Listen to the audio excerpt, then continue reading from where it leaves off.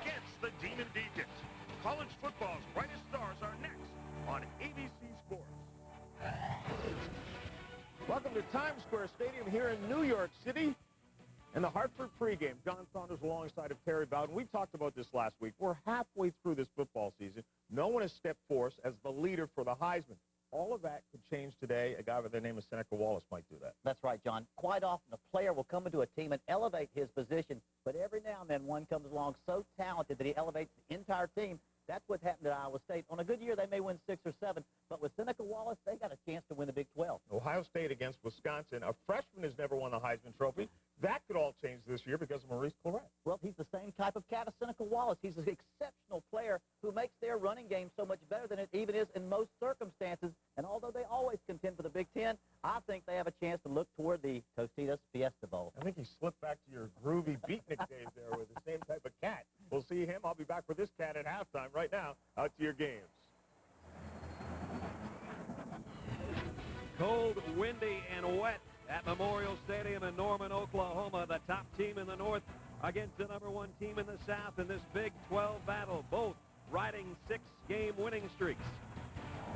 The defense of Oklahoma, one of the best in college football in every category. They'll have to be at their best today because, as John and Terry talked about, one of the most dangerous players in college football is on the scene. He's the Heisman Trophy leader at the midway point of the season, Seneca Wallace. And today, 2 old friends get set to do battle. Dan McCarney and Bob Stoops. The Cyclones and the Sooners are next.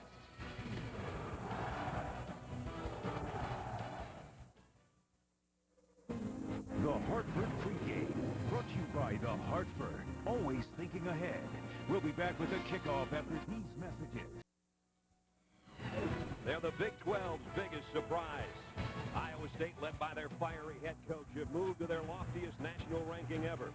At the season's midway point, the Heisman Trophy's pointing towards Ames as well. Seneca Wallace has been nothing short of sensational, and the Cyclones have dumped all but one opponent so far. Today, the trail turns south toward Norman, where the nation's hardest-hitting defense lays in wait. Fresh from unhooking the horns in Dallas, Oklahoma has started to hit their stride, looking more and more like the champions they were just 2 years ago. Could another title come sooner than expected?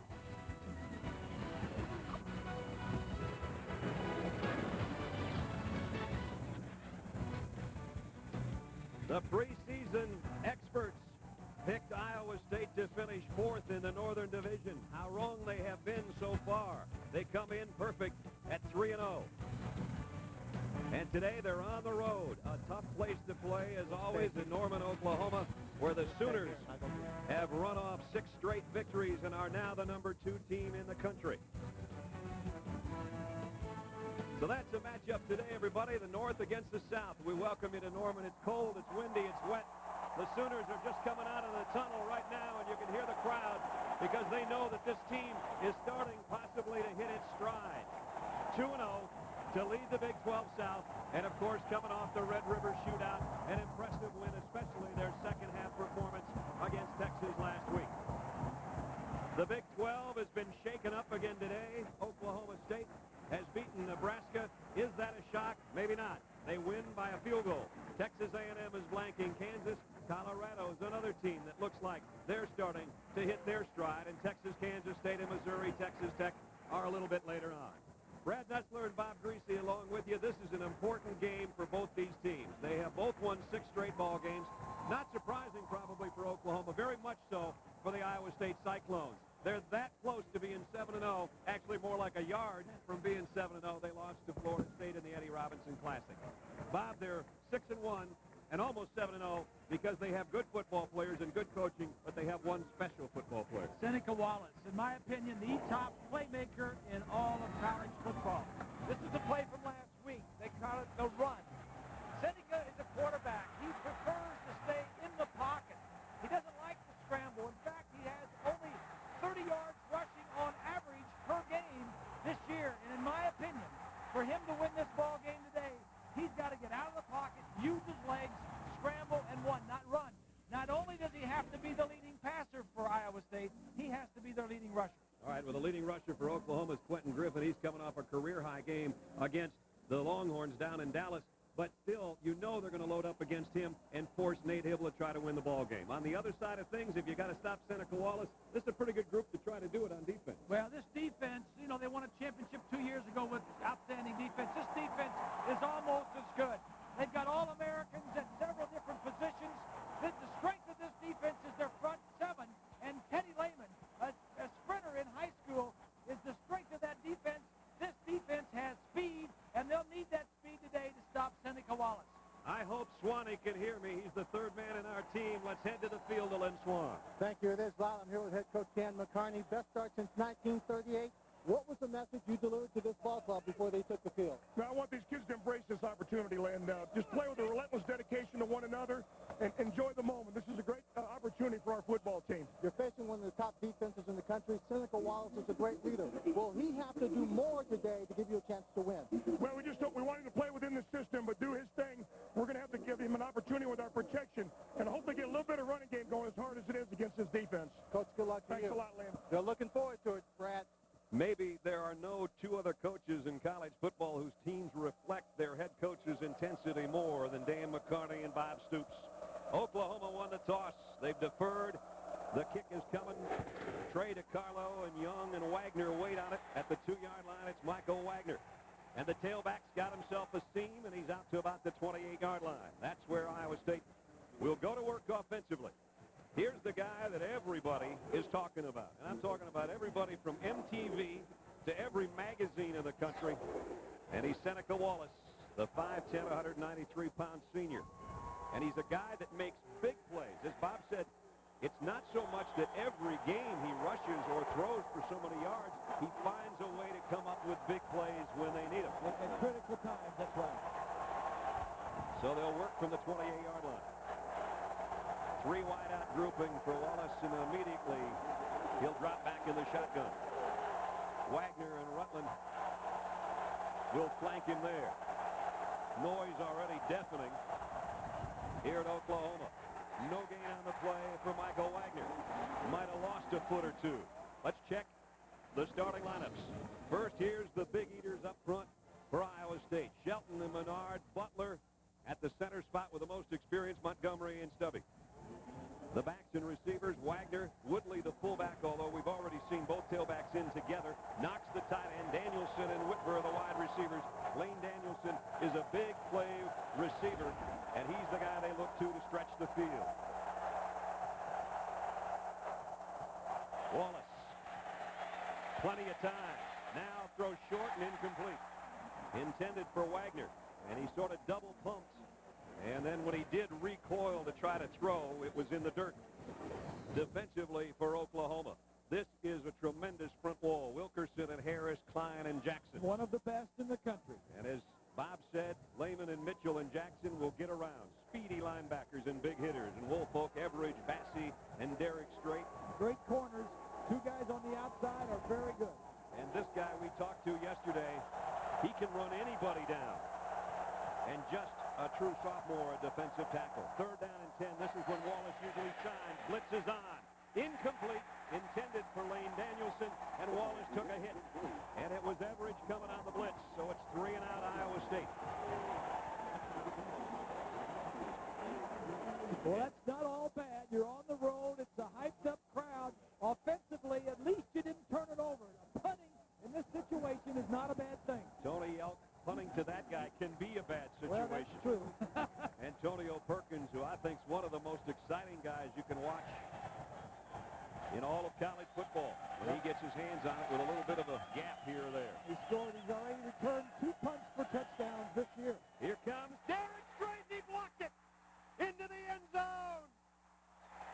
Touchdown, Oklahoma.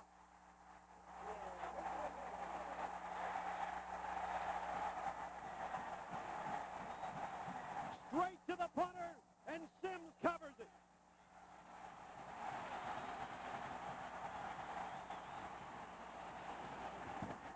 The Iowa State player had a chance to kick it out of the end zone. He tried to kick it out of the end zone, and he missed the ball. Here's the block. Now, number 17, it's not in the picture there, but he tried to kick it out of the end zone. He missed it.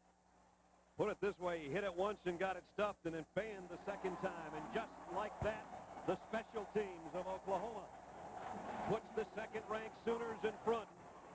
Derek Strait. Bob Stoops says he's been our most consistent player for 3 years. He just helped them score a touchdown. You can bet Dan McCarney's not a happy coach.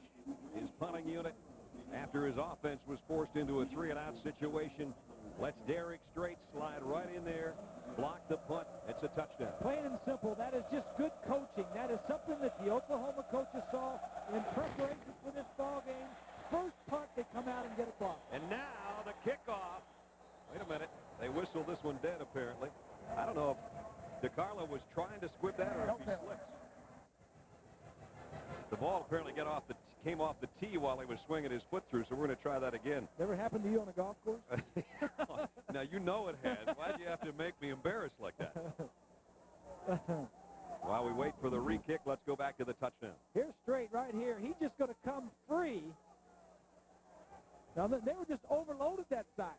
They just overloaded the left side of it. Now, watch Forrest, number 17. He's going to whip it right there. He tried to kick the ball out of the end zone. And if you're going to do that, just fall on it or get down and knock it out of bounds. Well, it might have been the spin that had him confused. I don't know if he was a kicker in high school or what, but not a very good one if he was. Just jump on the ball. You'll give away 2 points, not 7, and you punt the ball away.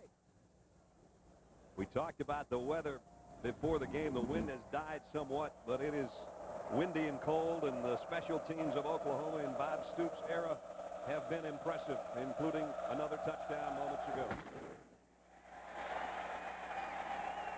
And this one goes to Lance Young, and he'll take a knee 5 yards deep. So again, Iowa State will have to work from its own 20-yard line. So now already the pressure has built a little bit on the Cyclones. They found themselves in this situation before, down behind to a good team, but you don't want to do it week in and week out, especially with the schedule they have upcoming. They have really got to be one of those teams that worries about week in and week out. And we'll show you their schedule later. It is murderer's row from here on out. Yeah, especially the 4 of the next 5 in particular. All of them are on the road. 3 wideouts again as Wallace stacks 2 wide to the right side. And now 1 back in motion. Play action to Wagner. Wallace all day. Seneca incomplete. No flags will fly in. Yes, there will be. The field judge threw one about 2 seconds after the play was over. Jack Whitver was the intended receiver. It looked like a pass interference or a holding because he went down. It looked like a trip. You're going to play action, fake the reverse. And the receiver's going to be coming across the middle of your screen. Right here, you see the hit. Right there, he's going to hit him before the ball gets to it. Yeah, he just cut him off. And it was Perkins in there as the nickelback. Perkins seeing the play develop very clearly, but just getting it there too quickly. So, first down out to the 35. And that was a nice late call from the official on the other side of the field. Yep. I don't know about what happened to the official on that side. Maybe he was screened out. From the gun. A cross buck off the shotgun and good for 5 for Hiawatha Rutland out to the 40-yard line. Good looking play as out of the shotgun they like to run that little bit of a sprint draw, and they cross the 2 backs in this situation. Iowa State, they're not 6-1 by accident, folks. In the Big 12 offensive rankings, you can see they're first in those categories and third in turnover margin, and they're second in many others, including pass efficiency, total offense, passing, scoring, and time of possession. Second down and 5. Seneca Wallace on the run, throws, and it's incomplete, intended for Kyle Knock, and Knock just couldn't quite handle it before he hit the dirt at the 45-yard line. It would have been a first down. Knock is not a big pass-receiving tight end, much more of a blocker, although that pass wasn't exactly where he could reach it. Seneca Wallace on 3rd down. This is what he does so well. On 3rd and 4th down, he is nearly unstoppable. He is outstanding on 3rd down. He has offensive coordinator Steve Brickey. Why so good on 3rd downs? And he says, we just run the same plays. We have all the adjustments. They've got to stop us. We know what we want to do. Make 3rd down in the 1st down. Here comes a blitz from the secondary.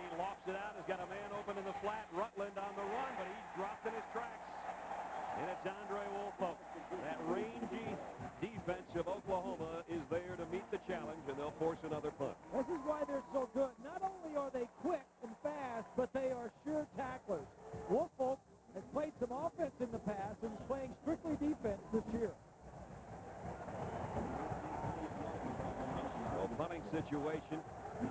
Remember, Yelk had the last one blocked by Straight.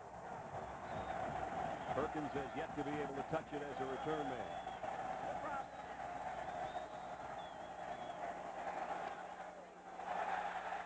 This kicks away and off the side of his foot.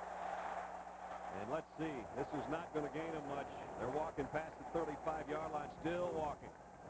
Way up near the 40 is where they finally decide that ball went out of bounds. A 21-yard punt is all. You see the raindrops, and it's been threatening all week. We thought we were going to have rain all day yesterday and that maybe it would improve by today. That storm front has sort of stalled right over Norman, Oklahoma. And it's cold and it's wet, and here comes the Oklahoma offense for the first time today with great field position for Nate Hibble at the 39-yard line. There's his numbers on the year, 14-1 as a starter. And a quick throw. And out to about the 41-yard line, Trent Smith, his tight end, and one of the favorite targets for him this year. Here's the big fellas up front for the Sooners. They're growing better every week. Sims and Davis, Carter, Skinner, and Jamal Brown. A little more physical this year. Griffin, sensational tailback. You just saw Trent Smith, Fagan, Peoples, and Savage in most of the three wideout sets, and Trent Smith is the leading receiver. You can add one more to that 19 now. He's got 20 on the year after the opening snap. Quickly, Quentin Griffin out in the flat, on the fly, and up to about the 47-yard line. It'll be 3rd down and 2. Ellis Hobbs made the hit from the secondary for the Cyclones. Cyclones an undersized defense, but they get around. Their biggest guy is Karstens in there at the defensive tackle spot. Coleman, Leaders, and Smith round out the front four. The linebackers, Word and Brown, their top tacklers. Jeremy Lloyd's a big play guy. And in the secondary, Austin, Timmons, Billups, and Hobbs. They're very undersized. Keep that in mind. They're like Smurfs. Everybody is 5'8" or smaller. Karsten's the biggest guy on the whole defense. He kind of anchors the front. And from the shotgun, it's Quentin Griffin on the handoff. I don't know if he got there. Billups came up quickly from the secondary. And Jermaine Billups, formerly a tailback, a third-string tailback, and now a starter, one of their leaders from his safety position, might have stopped him short. They're going to have to take a look at this. You talk to Iowa State defensively, John Skladany, the defensive coordinator, and everybody says we got to do one thing, and that's stop Griffin. Yep. Stop the run. They play 8 men in the box. They're going to try and stop the run, and they did. They did. That one then. Less than the length of the football. And the offense is looking at the sideline saying, Coach, we want to go for it. And the coach says, okay. Let's go for it. An early gamble by Bob Stoops. 4th down and less than a yard. 2 tight ends have checked in. And Oklahoma on their side of the 50. Let's see if they actually do go for it or try to draw the Cyclones offside. Boy, you got single coverage down at the bottom if you ever want to go for it. Kewan Jones, 1st down, crosses midfield. So 1st down Sooners, they lead by 7. Let's check in elsewhere with John in New York. Brad, in the Old Navy update in the Big Ten, Ohio State, first couple of minutes, Craig Krenzel to Michael Jenkins. What happens to the defensive backs? All out of position, an easy score from 47 yards out. The Buckeyes lead it 7-0 over Wisconsin. Brad. All right, John, here 7-0, same score. Oklahoma now on the Iowa State side of the 50. And Hibble double pumps, and Nate will keep it. And he goes down just inside the 45. Got about 4 on the scramble. That's all Nate needs to do is just get upfield a little bit, gain 4 or 5 yards. I don't know if you're familiar with the Oklahoma quarterbacking situation. Jason White, the starter at the beginning of the season, a real scrambler. Guy can move around a lot. Injured a knee, out for the year. Hibble takes over, not quite the runner that he is. 2nd down and 6. Here's a sprint draw to Kewan Jones. And he got back to the line of scrimmage, and he got tattooed by Brandon Brown. Although the coaches for Oklahoma will tell you that Nate Hibble is not the runner that Jason was.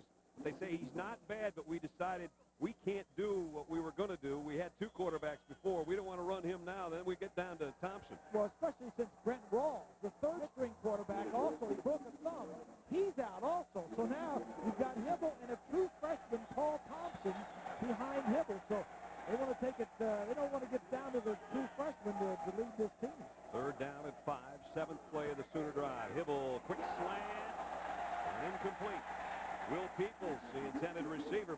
coverage by Ellis Hobbs to make him cough that one up. And now it is 4th down and 5, and we'll see the punting unit. The top of your screen, just a little slant. Nice job of starting to the outside. That ball should have caught that ball. Yep. Should have caught the pass. First down. Now they went on 4th down and a yard. Now on 4th and 5. They're set to punt it away. High end over end kick. Might be very effective. It is. They did this well last week against Texas, and it continues today. And Perkins, not only a great punt returner, he's good getting down the Cyclones in a hole at the 3. ABC Sports presentation of college football brought to you by Chrysler. Drive equals love. The people of Allstate. You're in good hands with Allstate. And Tostitos Scoops, the dip lover's chip. Dig in. Dig in and bundle up. That's the word here today. Last week we were sweating. Last week we were asking for air conditioning Right. and fans. This we want heaters this week. Exactly. Last week I was apologizing for you and I sweating on camera, and this week we're borrowing people's jackets. Now the Cyclones start in a hole at their own 3-yard line. Dangerous spot against this defense. Handoff. Maybe a yard for Michael Wagner. Tommy Harris, the defensive lineman, made the stop. John Laurie was over on the sideline in between, during the timeout, I should say, and I think he was getting the ankles taped. Might have turned an ankle a little bit earlier this quarter. So everybody gets in the injury mix at midseason. 2nd down and 9. If Seneca Wallace should decide to throw, he's got to be careful about scrambling in the end zone. If there's a holding call, it ends up being a safety. Here he is, play action, but he throws in a hurry, and he throws behind and short his wide receiver, Lane Danielson. You wonder in bad weather, in foul weather, who does it favor? Does it favor the offense? Well, it favors the offense, and it also favors the quarterback that can handle it. Now, if you've got small hands and you don't like throwing wet balls, you're in trouble. I asked Swanee the other day, and Swanee, I said as a receiver, did you like it or not? Now we'll check in with that in a second.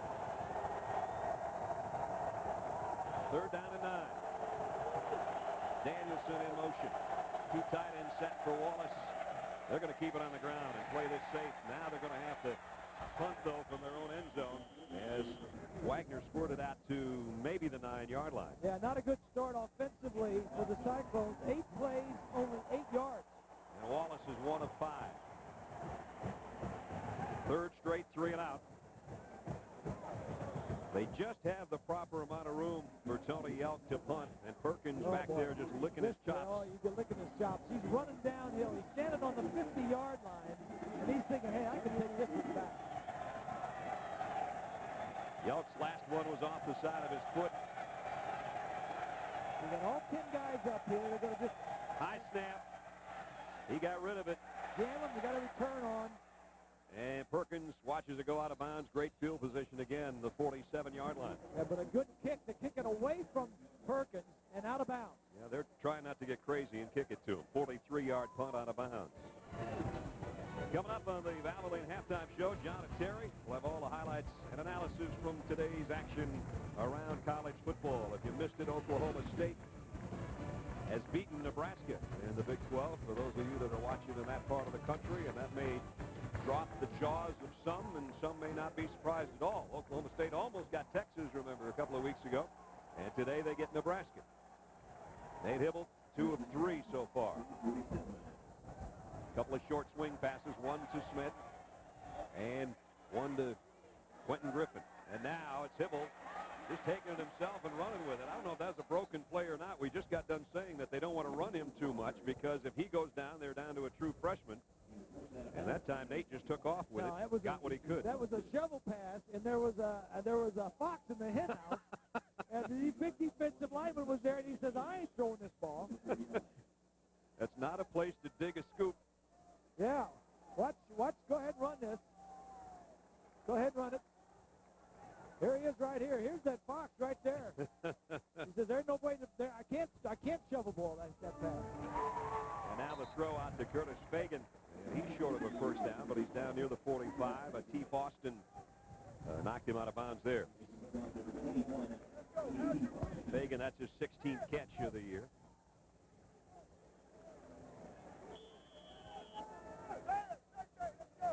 Here's the breakdown of Oklahoma so far this year.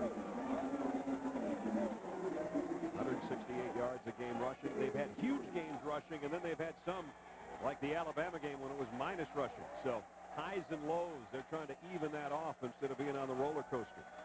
3rd down and 3. Hibble, quick drop, quick throw. Fagan again. I don't think he got it. Nope, he's a yard short.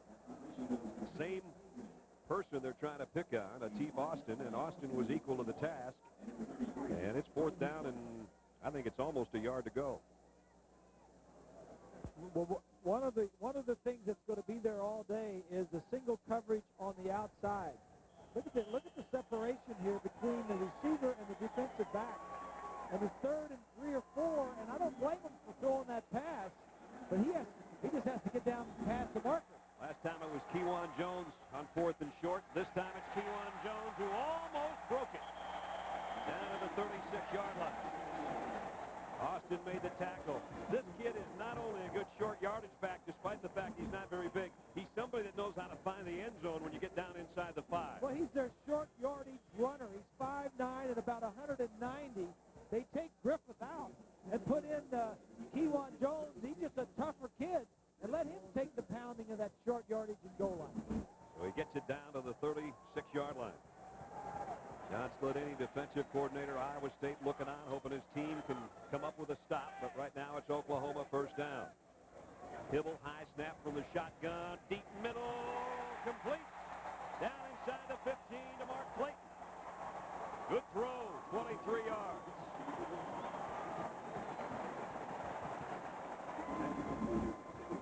Take a look from behind. The snap is a little high. He's going to throw down to the left, top left of your screen. He just throws it to the inside of 41 Lloyd and in front of the defensive back.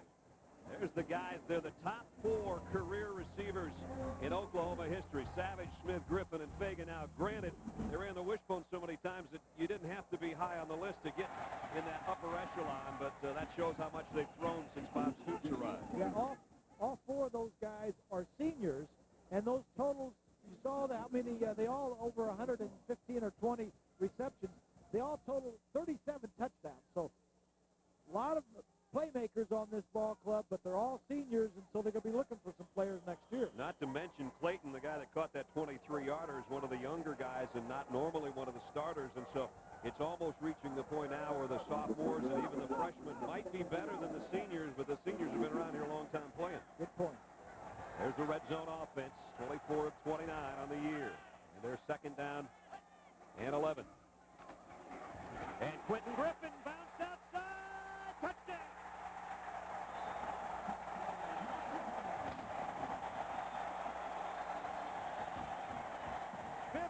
Yards when it looked like he was going to go down. He kept his balance, and he's in the end zone again. Take a look at the offensive line. That's Carter, the center, that snapped the ball and then come around. That's not easy to do. And Griffin says, hey, if I don't get in the end zone, Jones is coming in. He's the short yardage and goal line runner. I ain't going to get this touchdown. Well, Bob and Brad, he looked like a pebble over a lake just skipping over. You thought he was going to go down. He gets an arm down, another down. He sees the goal line and makes a dive for it. His 5th rushing touchdown of the year. The 34th of his brilliant Sooner career. And the guy down for Iowa State is Jordan Karstens, their big defensive captain, who, as I mentioned earlier, is their biggest player and their best chance of stuffing the run a little bit.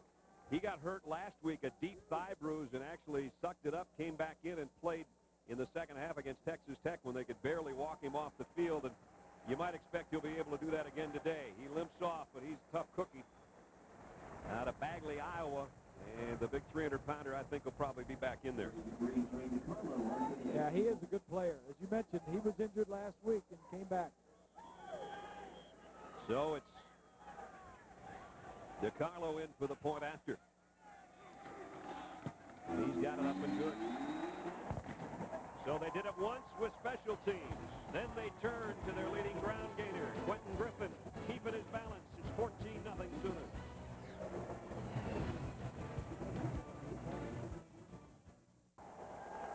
Oklahoma 14, Iowa State nothing.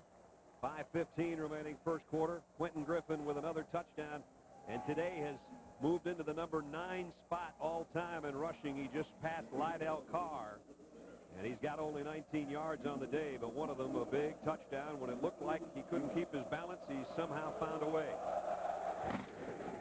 Here's the kick. Lance Young about 3 yards deep, and he won't have an opportunity to return this one either. Coming up next Saturday, we're back with a terrific doubleheader for you. And noon Eastern time, Ty Willingham and number 7 Notre Dame against 14th ranked Florida State, who had a week off this week. Bob and Swanee and I will be in Tallahassee for that one at noon. Then at 3:30 Eastern, these Cyclones face another tough test. Chris Sims and number 8 Texas, plus other regional action. You can check the local listings for the game in your area. Notre Dame perfect so far, but boy, do they have their hands full tonight against Air Force. Amen, brother. Again, the Cyclones have to work from the 20. Trying to get something going offensively. They got about 4 yards from Hiawatha Rutland before Brandon Everidge made the stop. This is the 4th possession for Iowa State, and they have had 3 plays and out on all 3 possessions. A blocked punt, and then 2 that they got away. One a short kick, the other one not much longer. Yeah, and it makes it worse. That blocked punt was for a touchdown. Right. 2nd down and 6. 3 wideouts for Wallace. Pump fakes. Now he's going deep. Got a man out there, Young, and broken up at the last moment by Everidge. Great play by Everidge. I thought Lance Young was going to get a touchdown out of that one, but Everidge with a great closing move knocked it away. Boy, he threw that a long ways. What Seneca Wallace does by rolling out is he keeps it alive and allows. He wants to throw it to the right side. Now he looks all the way back to the left. If he gets get it out about 3 more yards, that would allow his receiver Young to run under it, and Everidge wouldn't be able to get it. But this is a good play. You're right. He waited a half step. That was the difference. Just slowed him up a little. Here comes a blitz from Oklahoma. Wallace trying to run away from it. On the run. This one tipped. Incomplete. Teddy Lehman got a hand on it. He'll get a hand on a lot of them. He'd be the fastest linebacker to play in the last however many years. Well, he was a high school sprinter, and now he's a middle linebacker in the... It's a little scary, isn't it? Yeah. They want speed. 12 plays for Iowa State, 16 total yards. Again, they punt. Or attempt to. Yelps had 1 block today, 2 blocks this season.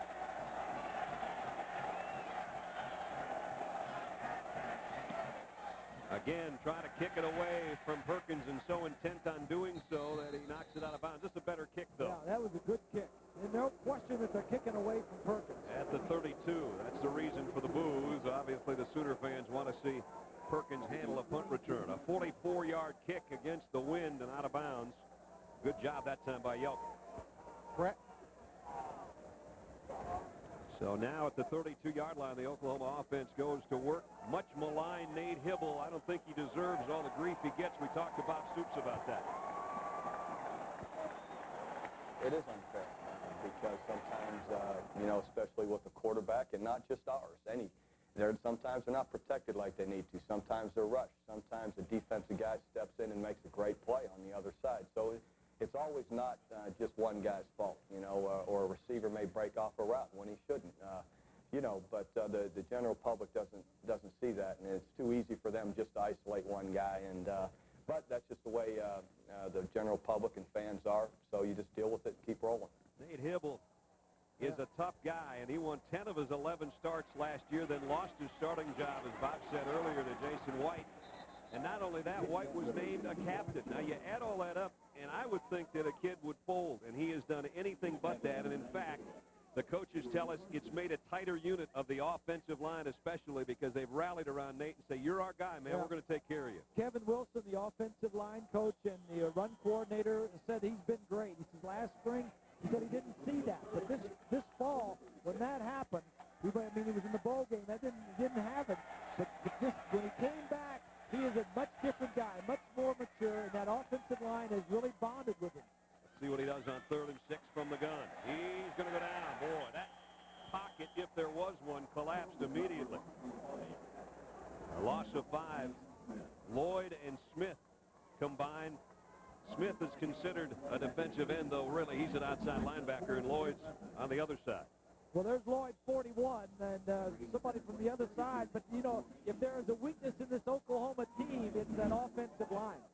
Blake Ferguson set for his first punt with Todd Miller back deep. Handles a snap. Miller took 160 yards for a touchdown earlier this year. And he's not going anywhere with this one.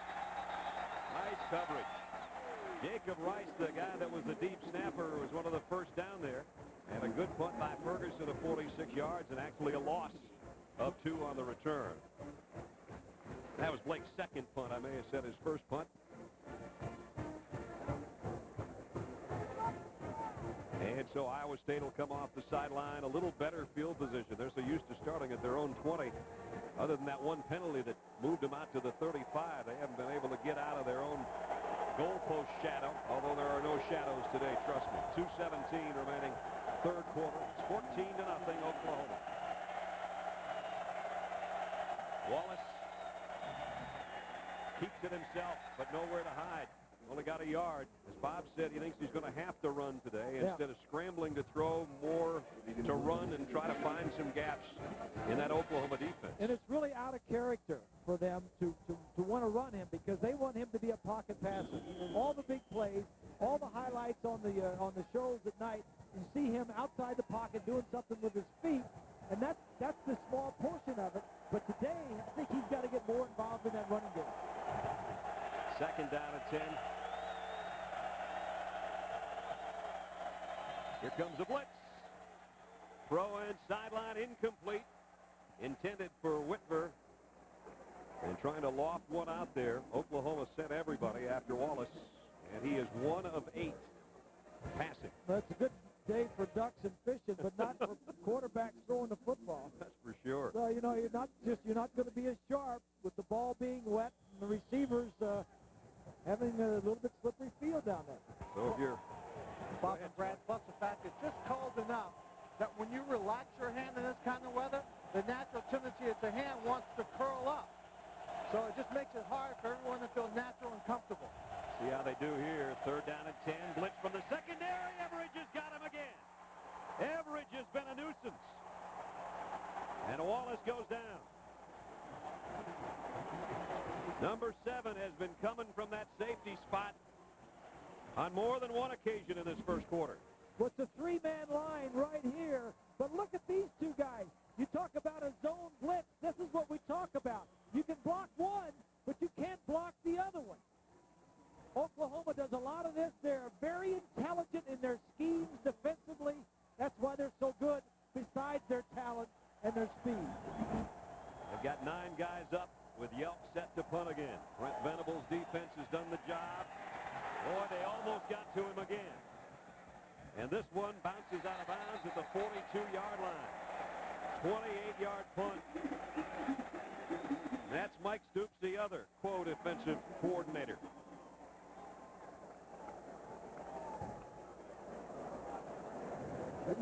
Let's take a look at our Chrysler passing playbook, Bob. All right, let's take a look at something. Now, there's different ways to make big plays, and you have to have enough time because it's going to take a little longer.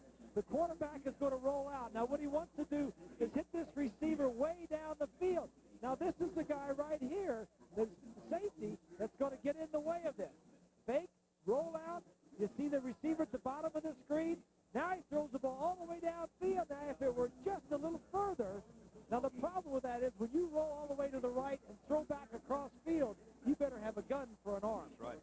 But that is another way to throw deep, not by being in the pocket because it takes longer.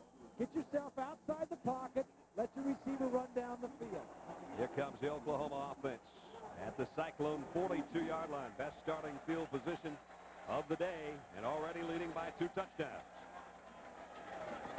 Kewan Jones, the tailback in the eye, with a 3 wide-out grouping for Hibble. Nice play fake. Sets and fires deep out, incomplete. Should have had it for Curtis Fagan. Should have hit him there. Fagan had it. He had time to throw it.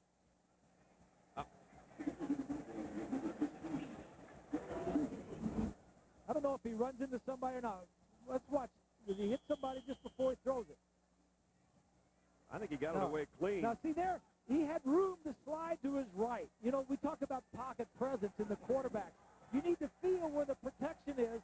He could have slid a little bit to his right and had plenty of time to throw still. Quentin Griffin on a little option and down to about the 36-yard line with 30 seconds left in the half. And Swanee, I mentioned this earlier. It was so loud down there, I don't think you heard me, but we talked about who this favors, offense or defense. When it's starting to get slick down there, you can see them sliding around. And I asked you yesterday as a receiver how you liked it when it was in this kind of condition. Well, and what I told you is when there was this kind of condition, it forced me to concentrate because I figured if I held on to every pass, that means you'd be complete, the clock wouldn't stop, and we'd get the heck off the field as quickly as we could. Get the heck out of there. That was my favorite answer of all time. It was always cold and wet. Swanee, being kind of a California guy, said, let's catch the ball, let's keep the clock moving, let's keep matriculating down the field. Well, we've played one. And it's all Oklahoma on a block kick and a Quentin Griffin touchdown. Sooners 14-0.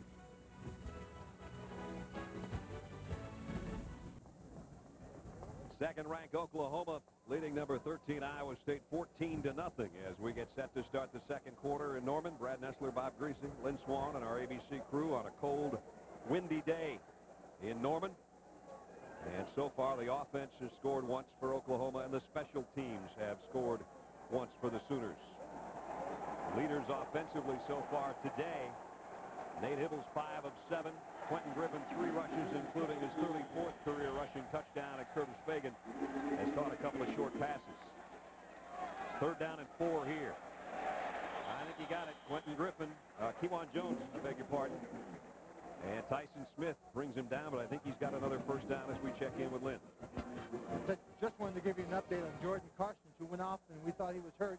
He just got the wind knocked out of him. He has not missed a defensive series for his team since he came off with that one particular play, and that's important to the defensive unit.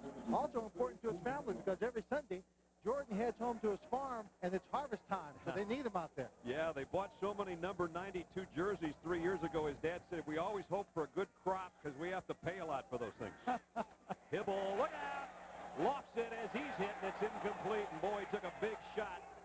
Jermaine Billups from the secondary is the guy that got there. There's Billups, big hit. Never saw him. Nope. Never saw him. He was looking left. Billups, the strong safety, came on a strong safety blitz and put some pressure on him. Bringing up 2nd down and 10 as the play comes in from the bench. 1 sack, been knocked down once. And hit another time and has a 2nd down and 10 here, and he'll work from the shotgun. Tight end Trent Smith is a motion man, but it's a sprint draw to Griffin, and Griffin has Lloyd Aldridge all over him. Lloyd, the outside linebacker, a senior out of Pittsburgh, Texas, and a loss of 4. He's a big play guy. He had 5 tackles last week against Texas Tech, but more importantly, on one play, Anton Page, the wide receiver for Texas Tech, was going for what looked like a first down. He just ripped the ball out of his hand for a fumble recovery. Exactly. Just had him, ripped it out. He had a heck of a game last Yes, he did. He really did. This is an undersized Cyclone defense, but they play hard. It's not real fast, but they do play hard. First time 3rd and long for the Sooners. Hibble, plenty of time. Got his man. What a catch by Will Peoples. That was a great throw there by Hibble. Just outside the 10.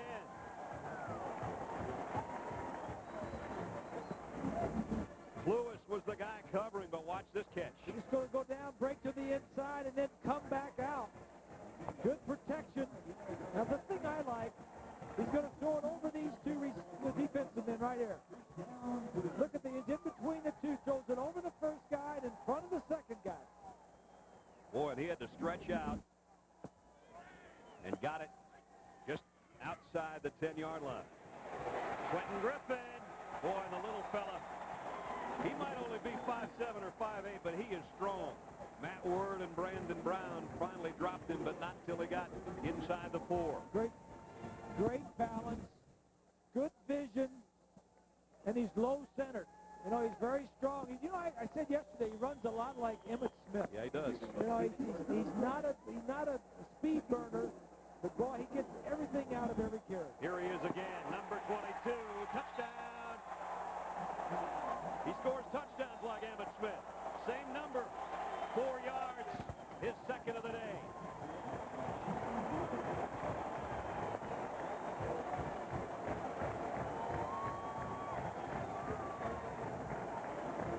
His offensive linemen say, you don't hear much from Q in the huddle except he breathes hard.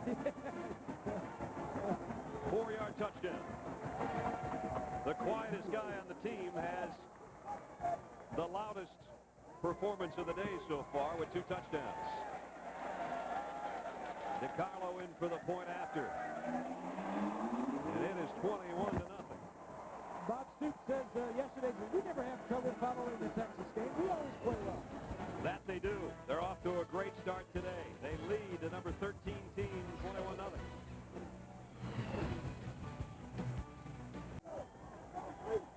When Bob Stoops told us he thought maybe his team was hitting stride, I think he was correct. 21-0. Although their field position has been so good today, and Iowa State's has been horrendous, that's helped the cause. But unless Iowa State does something offensively, that field position is not going to improve. And almost, it's like they didn't come out of the locker room yet. But Iowa State only has 7 yards of total offense. Oklahoma has 111. And 7 of their points, if you just joined us, came on a block punt for a touchdown. Pete Cuba to kick off. A high knuckleball of a kick, some indecision on who's going to take it. Wagner takes it at the 21 and slips, and down he goes at the 25. Somebody's got to make a play, guys. You're on the road. Things aren't going well. Somebody's got to step up and make a play. Flag down. John, dead ball, personal foul on the kicking team. A dead ball personal foul. You might have overheard one of the officials. Dead ball personal foul on the kicking team. That'll give Iowa State a lot better field position than they have. Personal foul against Oklahoma. 15 yards, first down. That'll move it out to the 40, and all of a sudden that field position will be the best they've had so far. Let's go back and look at Quentin Griffin's 35th career rushing touchdown. Let's take a look behind the offense. It's just a toss. You got all the receivers over there on the side. The Peoples passes up one guy. Says, all right. Griffin says, I'll just jump over it. There has never been a letdown after the Red River shootout. You add that all up, and it averages about a 28-point victory every year. Here's Seneca Wallace. Looked like an option, then a drop back. Now he fires. And it's intercepted by Everidge, who has been his arch nemesis so far today. He's sacked him, he's knocked away a potential touchdown, and now he's got an interception. That's Everidge's 3rd interception on the year. This is just good coverage. Nobody was open. Then he had to throw it. He just overthrew it a little bit. Bob, this ball might have slipped a little bit out of his hand. The rain was picked up substantially here. But as he throws this ball down the field, I just can't help but wonder, Bob, if that wasn't a play, he should have just taken off and run. Well, actually, if the ball would have been down lower, there was a receiver that he was looking at and could have got it to. It just sailed on him and went over his head. He knows it. You saw his reaction. Out of the shotgun.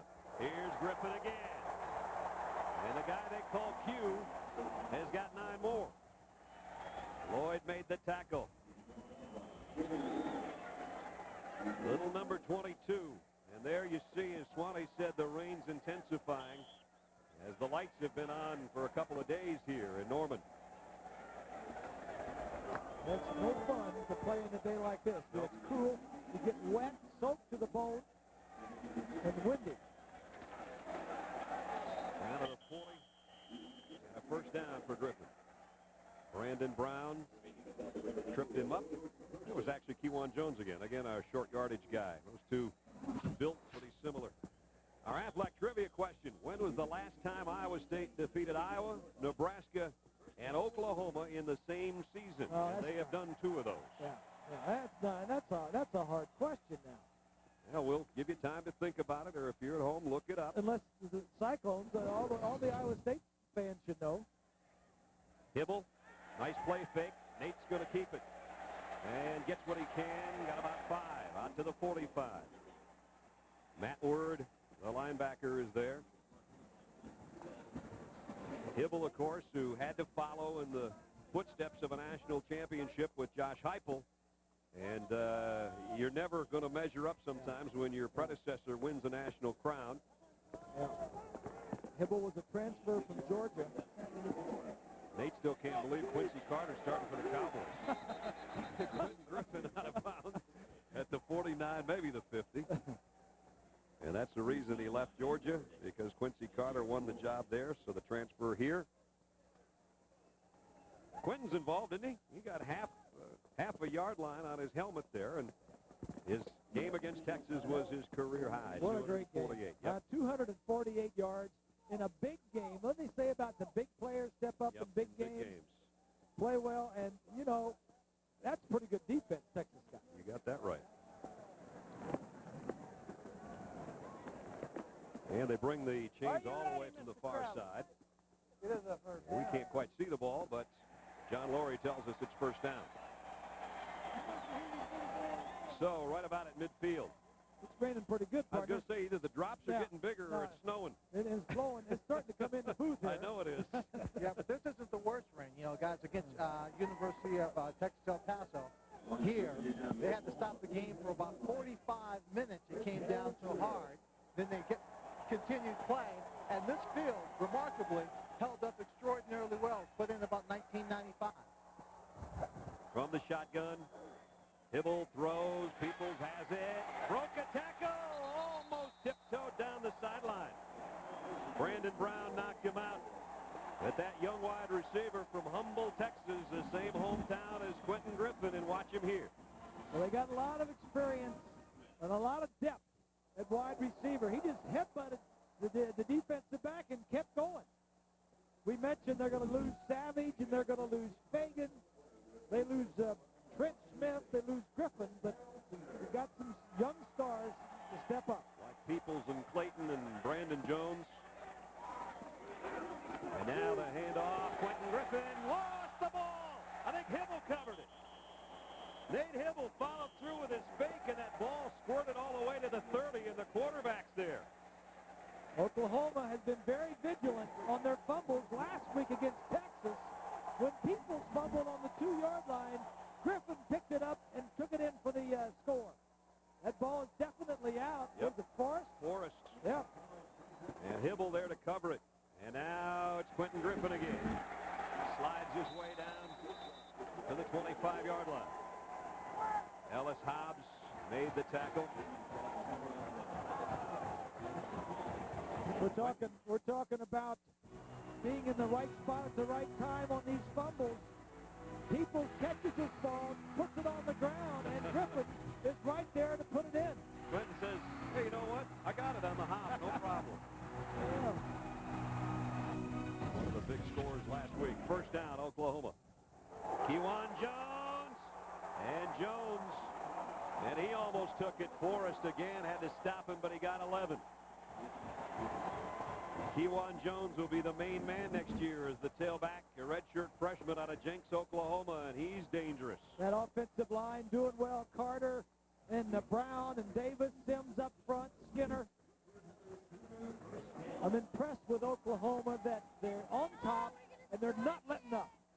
Get them while you can get them, because the second half may be different. Driving, continuing to down to the 10-yard line with 10 minutes and 22 seconds remaining in the half, and they lead by 3 touchdowns.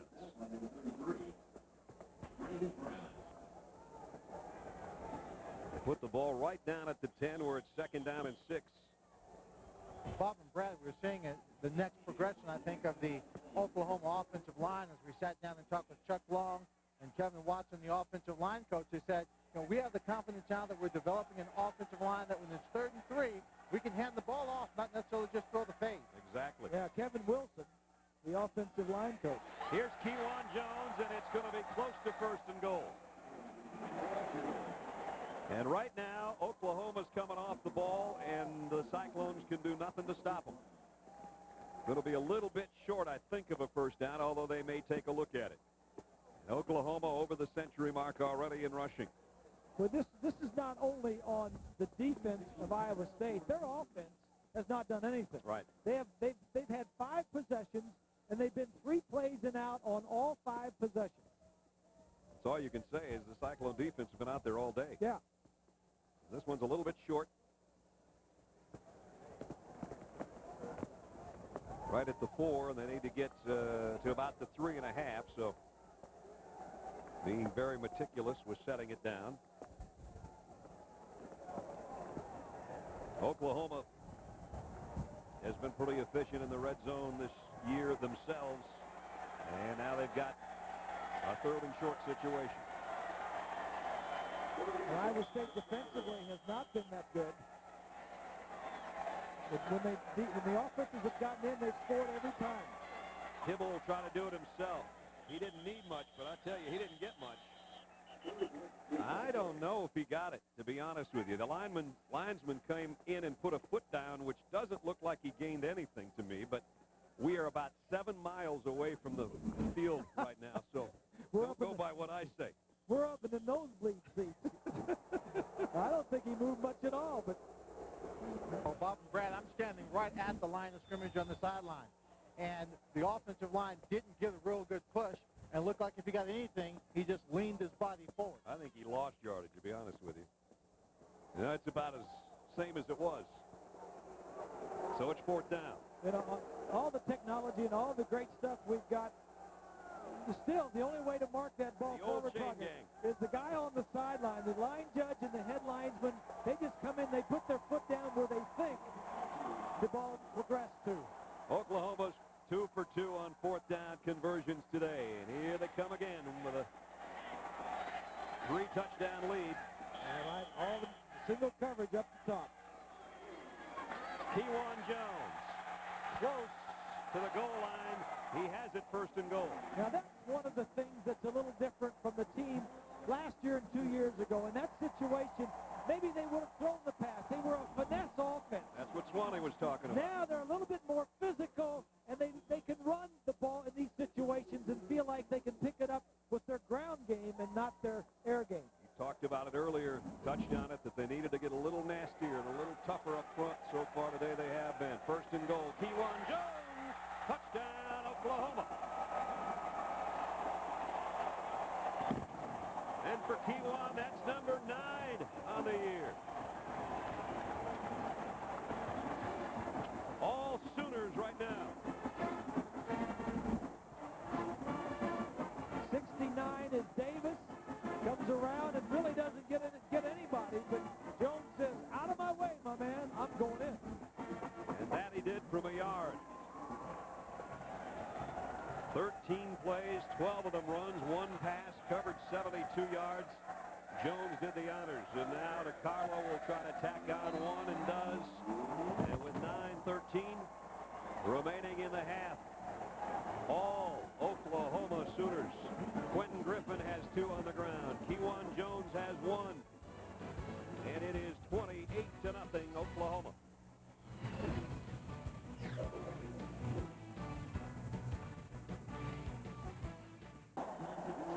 The Sooner scooter's been put in the garage. It's getting too wet out there. They don't want to rip up the field.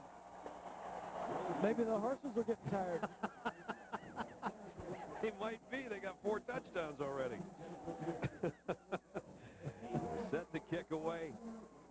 28-0.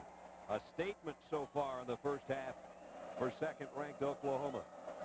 Pete Kuba, he of the blue kicking shoe.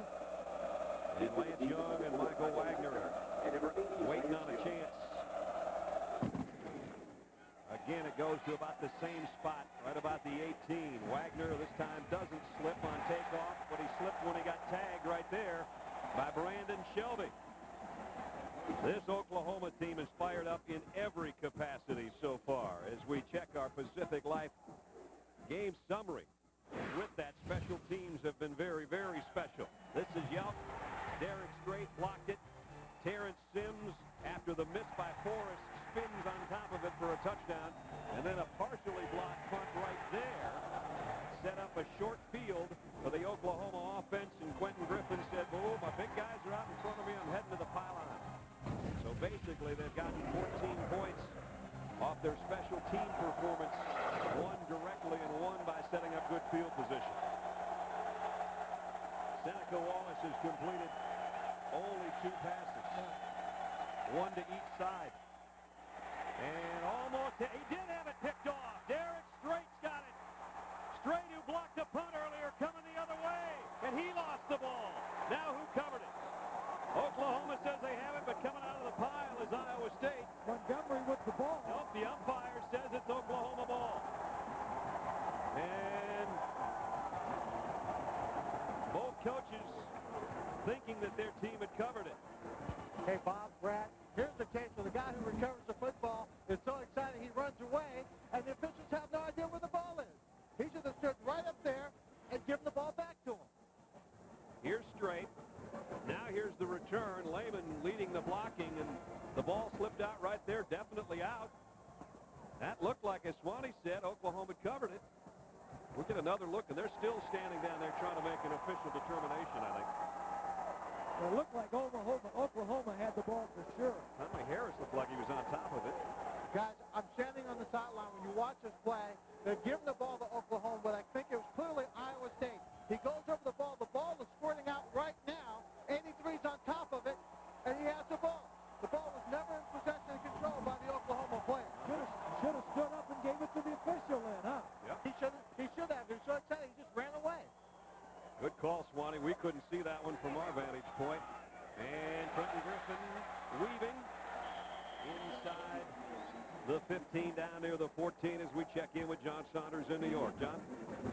Brad, Ohio State against Wisconsin. Jim Sorgi is in there at quarterback. Brooks Bollinger had been sacked 4 times. He goes 42 yards here to Jonathan Orr, who gets it into the end zone for the touchdown, and Wisconsin grabs a 1-point lead over the Buckeyes. Brad. You see the stat there that John had. Anthony Davis was 70 yards, trying to go to another 1,000-yard season. Wisconsin about the best around in that capacity. Iowa State's close on that statistic, but today they don't have anything to show for their offense, be it with their tailback or their Heisman Trophy candidate quarterback. It's been all Oklahoma here today. 28-0 with 8 minutes left in the half. Seneca Wallace is 1 of 10 with 2 interceptions. Iowa State has 1 punt block for a touchdown and another one that was partially blocked and set up the other score. Juwan Jones in there at tailback. And Stoops was having to answer all those questions this week about how you play after you play Texas. You know, can you get your team up? Well, I'll say they can get them up. That much they've gotten them up. 189 yards total. And a 3rd down upcoming. They're going to take a timeout. We're going to take one with them. 7:36 remaining in the half. All Sooners.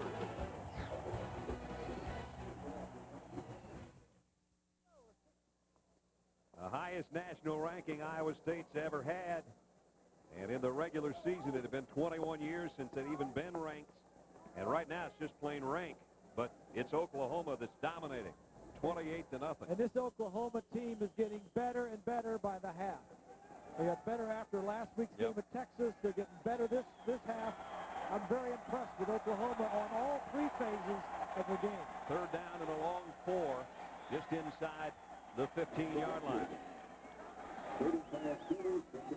Peoples has been one of the main targets. He's split down to the bottom of the screen, but they'll keep it on the ground. Quentin Griffin's got a first. He's got more than that. He's down to the 1-yard line. Almost wiggled in. And did he want to get in the worst way?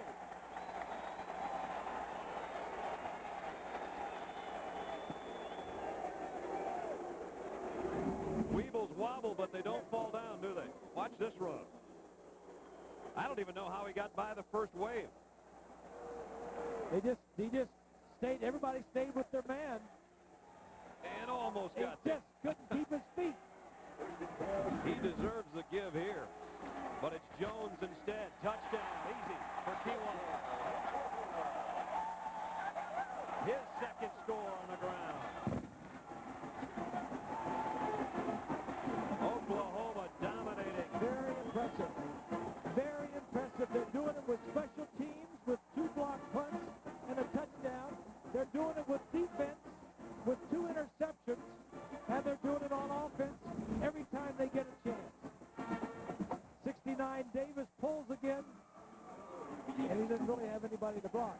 Remember, that followed the fumble recovery.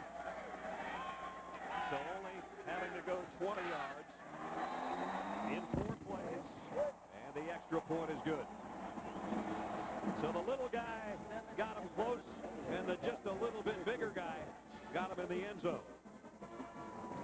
Well, Bob, do you know, one of the big reasons, as you said, why Quentin was trying to get in that end zone so hard is because he's not a player in the jumbo formation. That's when they bring in the 2 backs and the big tight ends, and they're trying to get that hard 1 yard at the goal line. So he's struggling. He's going to try and get all the way into the end zone before they bring in this power back. Tell you what, it keeps number 20 happy, though, too, because when Kiwan Jones comes in at sugar time, you know he's going to handle it. And he just powered in. They barely touched him. He got touched a lot worse after the touchdown by the celebrations from his teammates. Hey, Bob, you brought up an interesting point the other day that Quentin Griffith is one of those guys who might be a contender for the Heisman Trophy if he just had more touches of the football.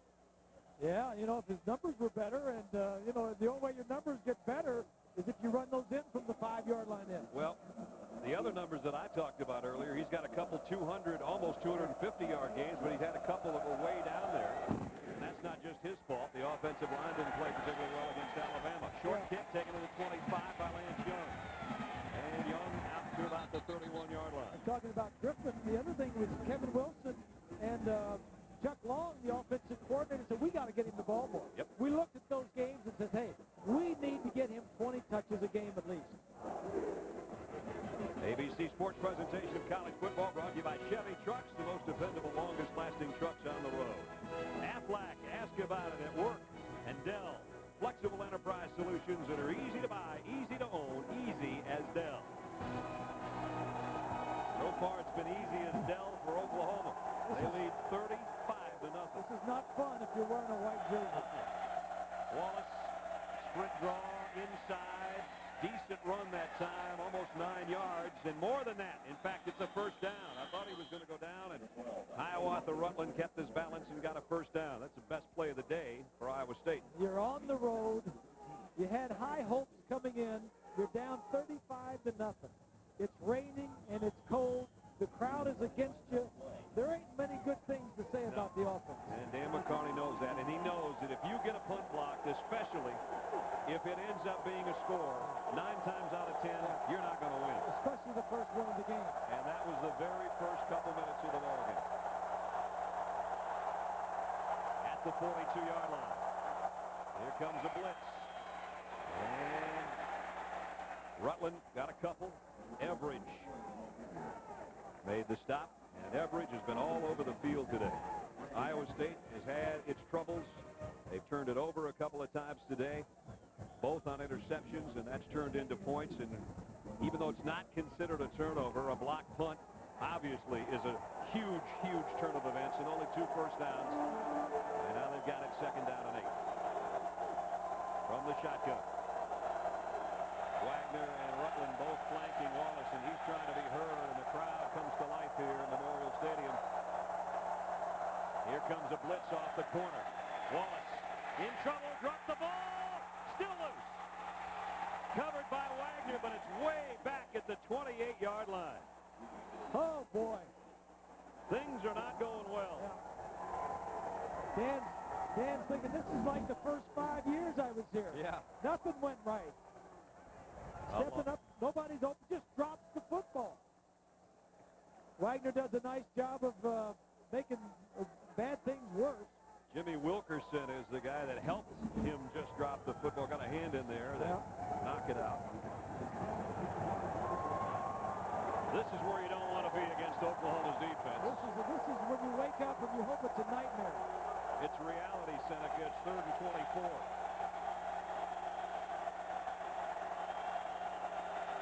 the tight end in motion. Another blitz off the corner. Trying to run by it, but they can't. They're too fast on defense. Shelby in there as the dime defender made the stop. And it's time to punt for Iowa State. And we've said that way too many times today. Well, they've punted 5 times. They've had the ball 8 possessions. They've punted 6, and they've had 2 interceptions. Yelks had 1 blocked and 1 deflected. And Antonio Perkins still hasn't touched one on the other end because they're trying to keep it out of his hands. He'll try again, but not successfully this time. Perkins from the 17. Got a block. And it was a beauty. Now weaves his way back across the field. He lost the ball. Still loose. Who's going to get this? Iowa State was close, but I think Oklahoma covered it.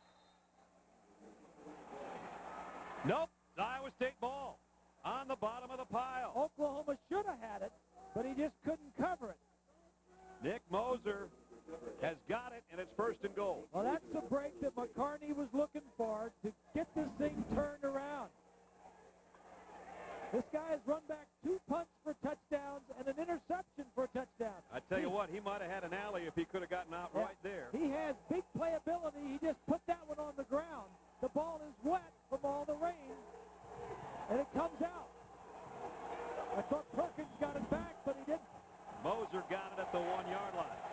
First play run all day in Oklahoma territory. Couldn't be a better spot for the Cyclones. 1st and goal at the Sooner 1-yard line.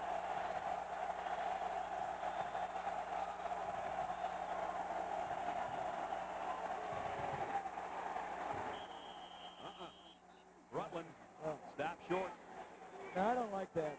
It's too deep. He's lined up too deep. He's dancing around the 5-yard line.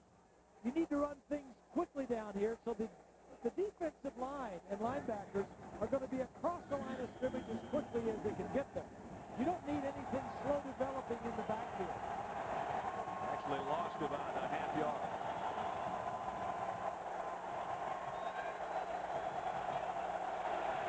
Rutland stays in there at the tailback spot. 2nd and goal, Iowa State. Wallace, option, pitch, Rutland.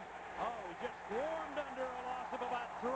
Too much speed defensively. Pasha Jackson, Eric Bassey, they're both there to meet him. Too much speed from the defense. There's the pitch, and you can see a lot of crimson and cream coming over there. 4 guys out there. Wilkinson, the defensive end, is even out there. Now it's 3rd and goal back at the 4. You might want to think quarterback draw here. Or will they put it up? They desperately need points. Do the Cyclones. Wallace, incomplete.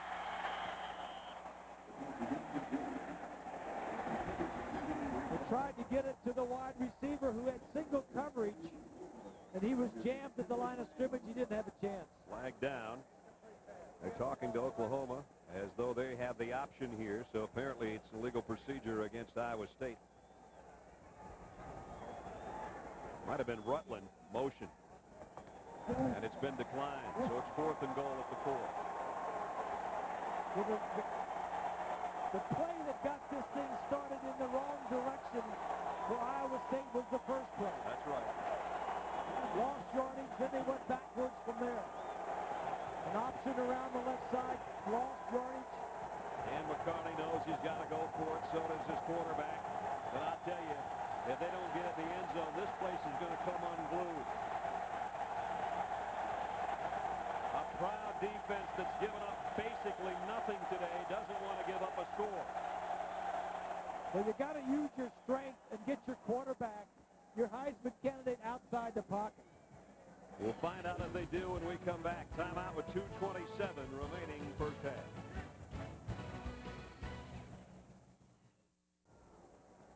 Iowa State's had 1 break today go their way as Perkins fumbled on a punt return, and they covered it down at the 1-yard line, and now they find themselves 4th and goal back at the 4 after 3 unsuccessful offensive plays. The officials try to keep that ball dry at least before the umpire will put it down, and that's where he'll spot it. Both teams come back out. The Cyclones need something to go their way in a lopsided first half. It's been all Oklahoma. And expect him to roll out to the right side of the field this way. Quick throw and a slant, almost intercepted by Woolfolk. Woolfolk almost had another one, and the Oklahoma defense is held. And it has not been a Heisman half for Seneca Wallace. We didn't get any help. His man slipped down. He's trying to throw it out here. He's going to run a slant, and the receiver falls down. Come on, somebody's got to help him. I mean, it's, you know, this is one team came to play, and the other team is just having all kinds of problems. 1 of 12. He's thrown twice to the opposition and only one completion to his own teammates. And Oklahoma, meanwhile, with Kewan Jones now getting a lot of the work, with Quentin Griffin having scored a couple touchdowns. 2:13 remaining in the half. While we have a moment, we gave you the Aflac trivia question. When was the last time Iowa State defeated Iowa, Nebraska, and Oklahoma in the same season? What do you say?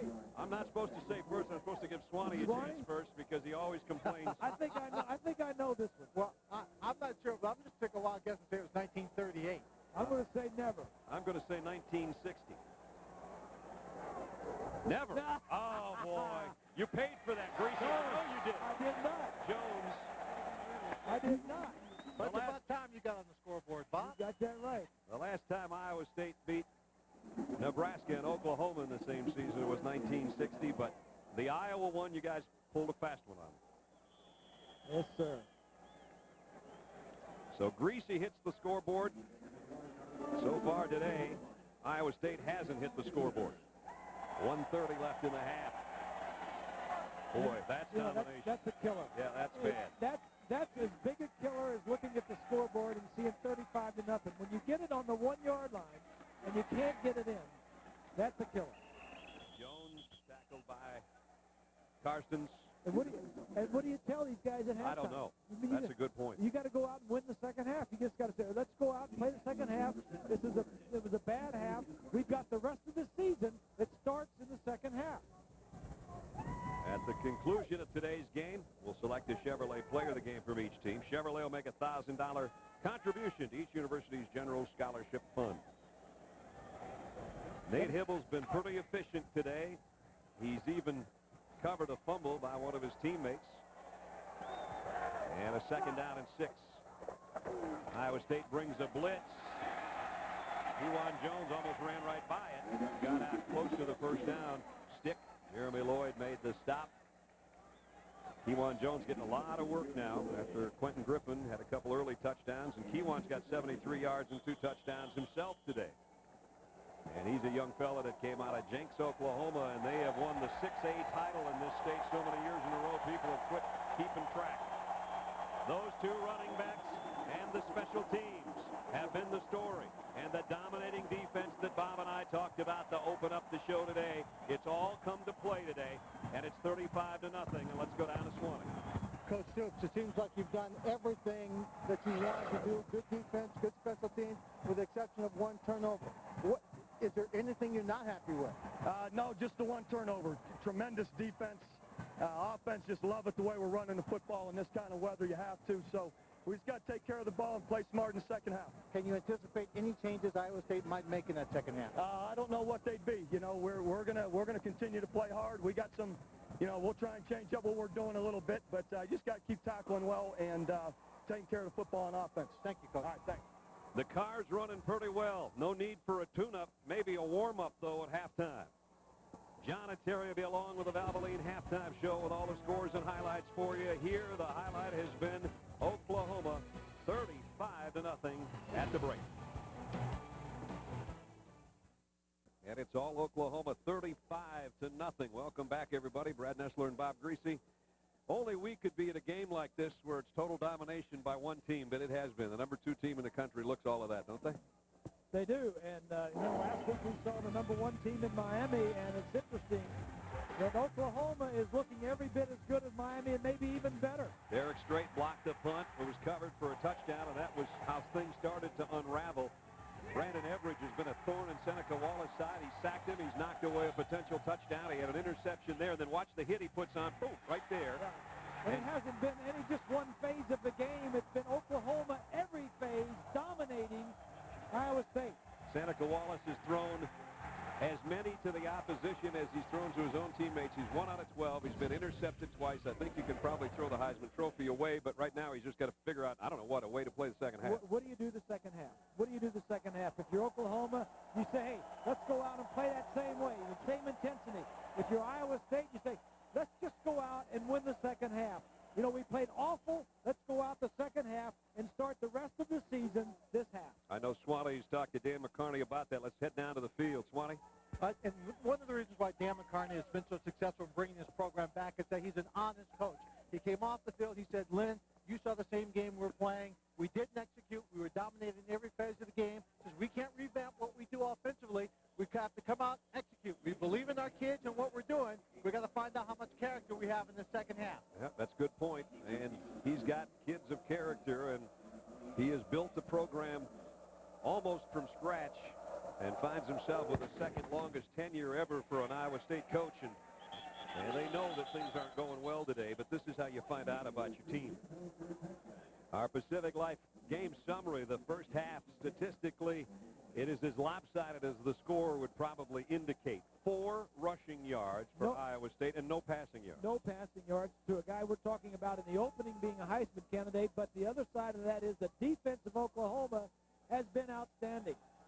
2 turnovers by Iowa State led to 14 points for Oklahoma. You know, Bob, we talked last year about guys like Roy Williams and Rocky Calmus and how great they were, and they lose those 2 guys, and they look like the same defense. Well, Miami is not a better team than they were last year, and Oklahoma's defense is not better than Oklahoma's defense last year yet.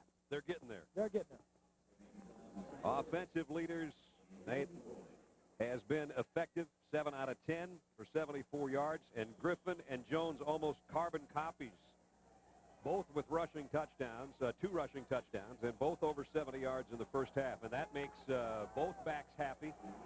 Well, that's for sure. That's for sure.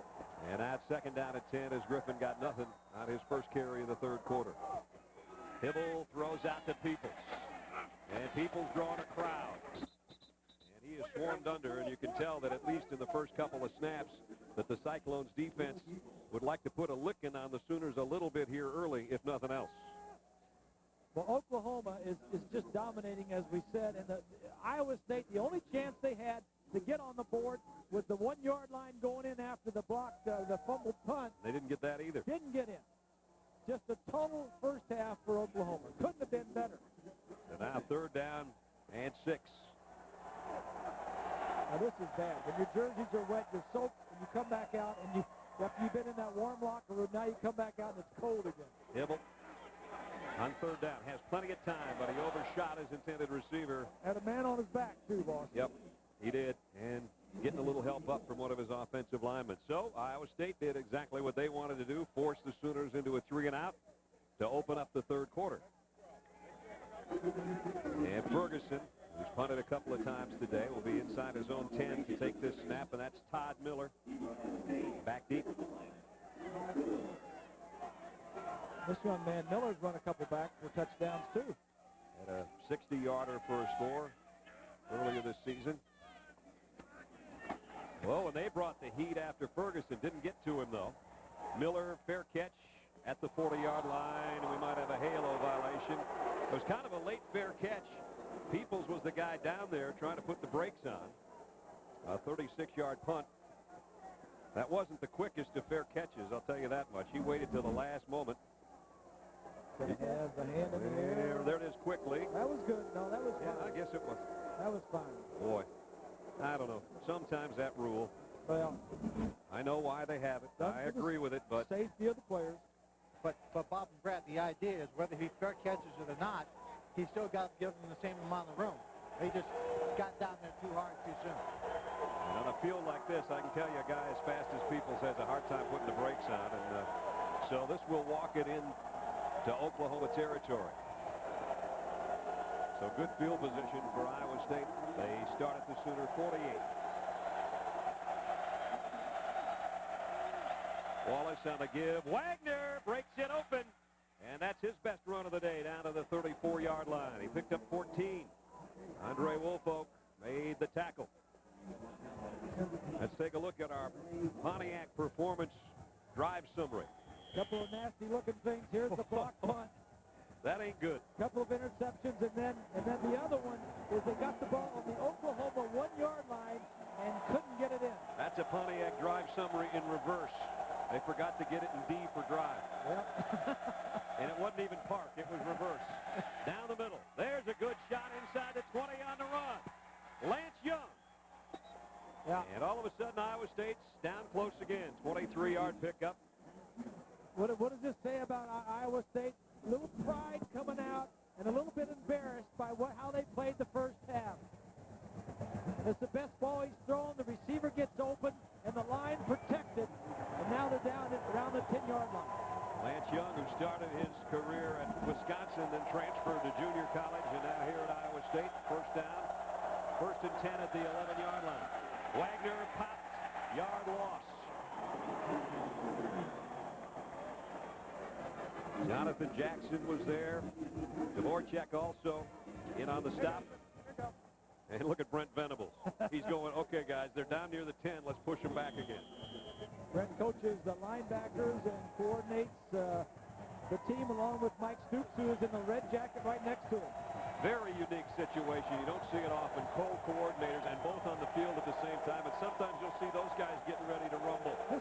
They're intense. Yeah, they are. And this may be the best staff in all of college football. I agree, partner. Here comes the blitz. Wallace. Here's where he's dangerous. Throws, knocked down. What a play by Antonio Perkins. And we're talking about coaching and the best coaching staff. That's just good coaching. This kid's a true sophomore, and he knows that when the receiver in the end zone breaks to the outside, cut in front of him. He sees him break out. He knows the ball's going to be coming. He doesn't have much time. Just break in front of him. Jimmy Wilkerson, I think, got a hand on that, the defensive end, but that's a super play by a super athlete. They can't even start him. They have to find a way to get him on the field. Punt returner, nickelback, you name it. I'd like to see him at wide receiver. Yeah, so would the offensive coaches. And incomplete, intended for Kyle Knock. And it is 4th down. With the pressure up the middle of he had to back away, throw it off balance, and they're going to kick the field goal. And I know what folks are thinking, why not go for it when it's 35-0, but right now Dan McCarney wants to get something on the board. From the right side, the tight end's crossing to the left. Seneca just fell back a little bit, threw it off balance, didn't get it out there. Adam Beneke is 10 out of 13 on the year. This will be a 29-yard field goal to try to get the Cyclones something, and he does. So not a bad start to the 3rd quarter. The Cyclone defense forces a punt. The offense got close and had to settle for 3. 35-3 Sooners.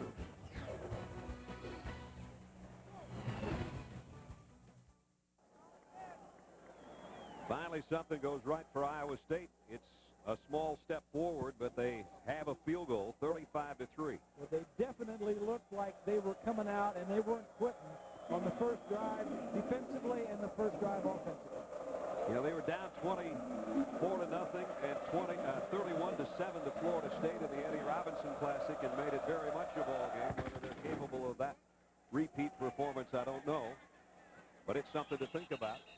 And if you're in Ames, it's something to hope for. And nice kick out of the end zone. They'll start at the 20-yard line. ABC Sports presentation of college football brought to you by Pontiac. Fuel for the soul. The Hartford, always thinking ahead. And Miller High Life. To live simply, proudly, boldly, manly. This is the High Life. And that's what it looks like high up in Memorial Stadium. The rain coming through the lights. And it has been raining throughout this ball game. Got a little construction going on the far side of the field. They're going to have, added like 10,000 seats. And on the field, a little destruction going on. Here's the toss. Jones all wrapped up, and again, the Cyclone defense showing some fire. They whip him down for a loss of a couple. And it was Jordan Karstens, who, remember, was banged up earlier. The Swannies just had the wind knocked out of him. He's their tough senior captain out of Bagley, Iowa. Big 300-pounder. The defensive co-MVP last year of this team came in as a walk-on in '99, weighed about 225 pounds, and now he's 6'5", 300. He's eating good. 2nd and 12. From the gun. Hibble on the roll. Nate throws on the run. Overshot his intended receiver, Travis Wilson, way over his head.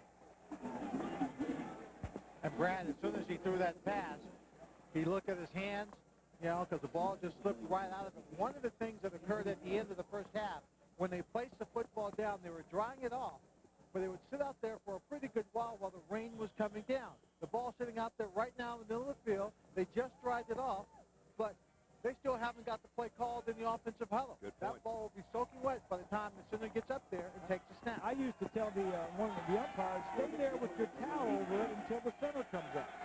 Not only that, the center turns it about 3 times. Yeah, right, then I'd kick him in the butt. Hibble on the run. Pump fakes and then hits the turf because Jermaine Billups was going to assure that he hit the turf. And it's 3rd down and almost 6. Yeah, they're going to punt and 4th down. 4th and 6, yeah. No question, there's no quitting this Iowa State team. Nope. They don't know if they can win this game, but all they have to do is just go out and do your best on each drive, each series. You saw McCarney greeting his defense over there. Each and every man giving them a pat on the helmet because at least they're going to get the ball back and not much time has elapsed. And Ferguson to punt. Trying to get a timeout called. Oklahoma's a man short, I think. At least that'd be my guess because Bob Stoops is going crazy on the sideline. And they do get a timeout called. You're right. 1 man short. So, 10-14 remaining 3rd quarter.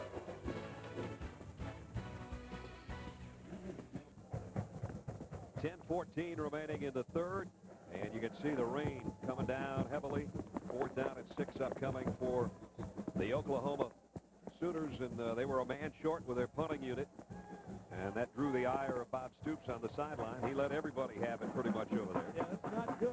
When I'm sure his thought coming out was let's go out and do good the second half the same way we did the first half and then make a big mistake. Yep. That could have been a block punt. Blake Ferguson will get set to punt it. Todd Miller waits on the other end. And high kick.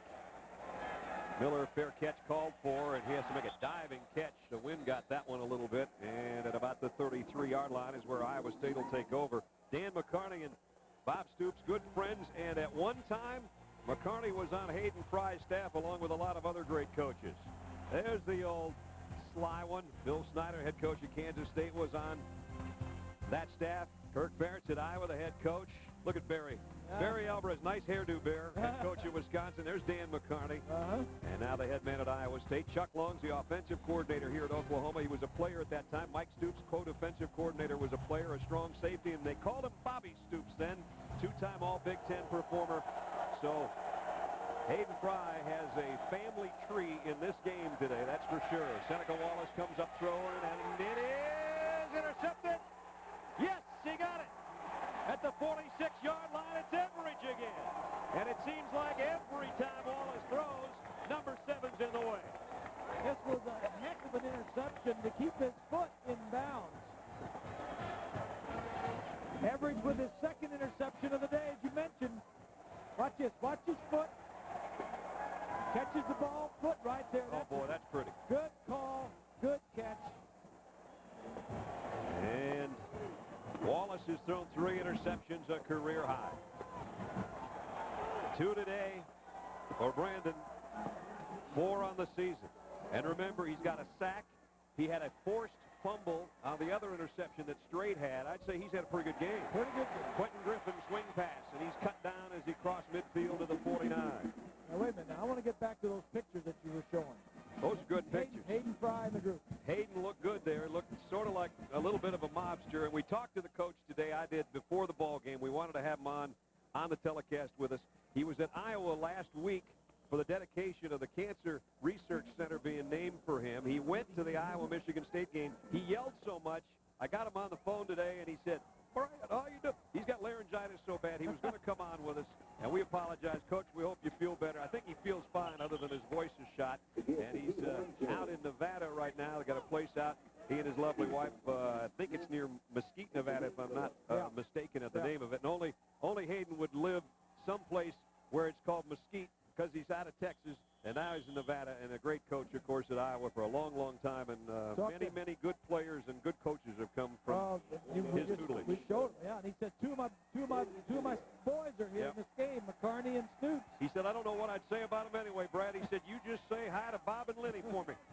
And here comes Hibble. Got a first down run on an option keeper. Nice run, and all of a sudden Hibble's going, you know what, I love it when they cheer. That sounds a lot better. And they've had reason to cheer today. Faked a little pitch, just kept it, got up and get the first down. But one of the things we always remember about Hayden Fry, and I'll talk about it after this play. Trying to come wide. And Jones run out of bounds, loss of about a yard. We sat in Hayden's office talking offense, talking a lot of plays. And I said, all right, Hayden, we've talked for 20 minutes, 30 minutes. Tell us what you're going to do tomorrow.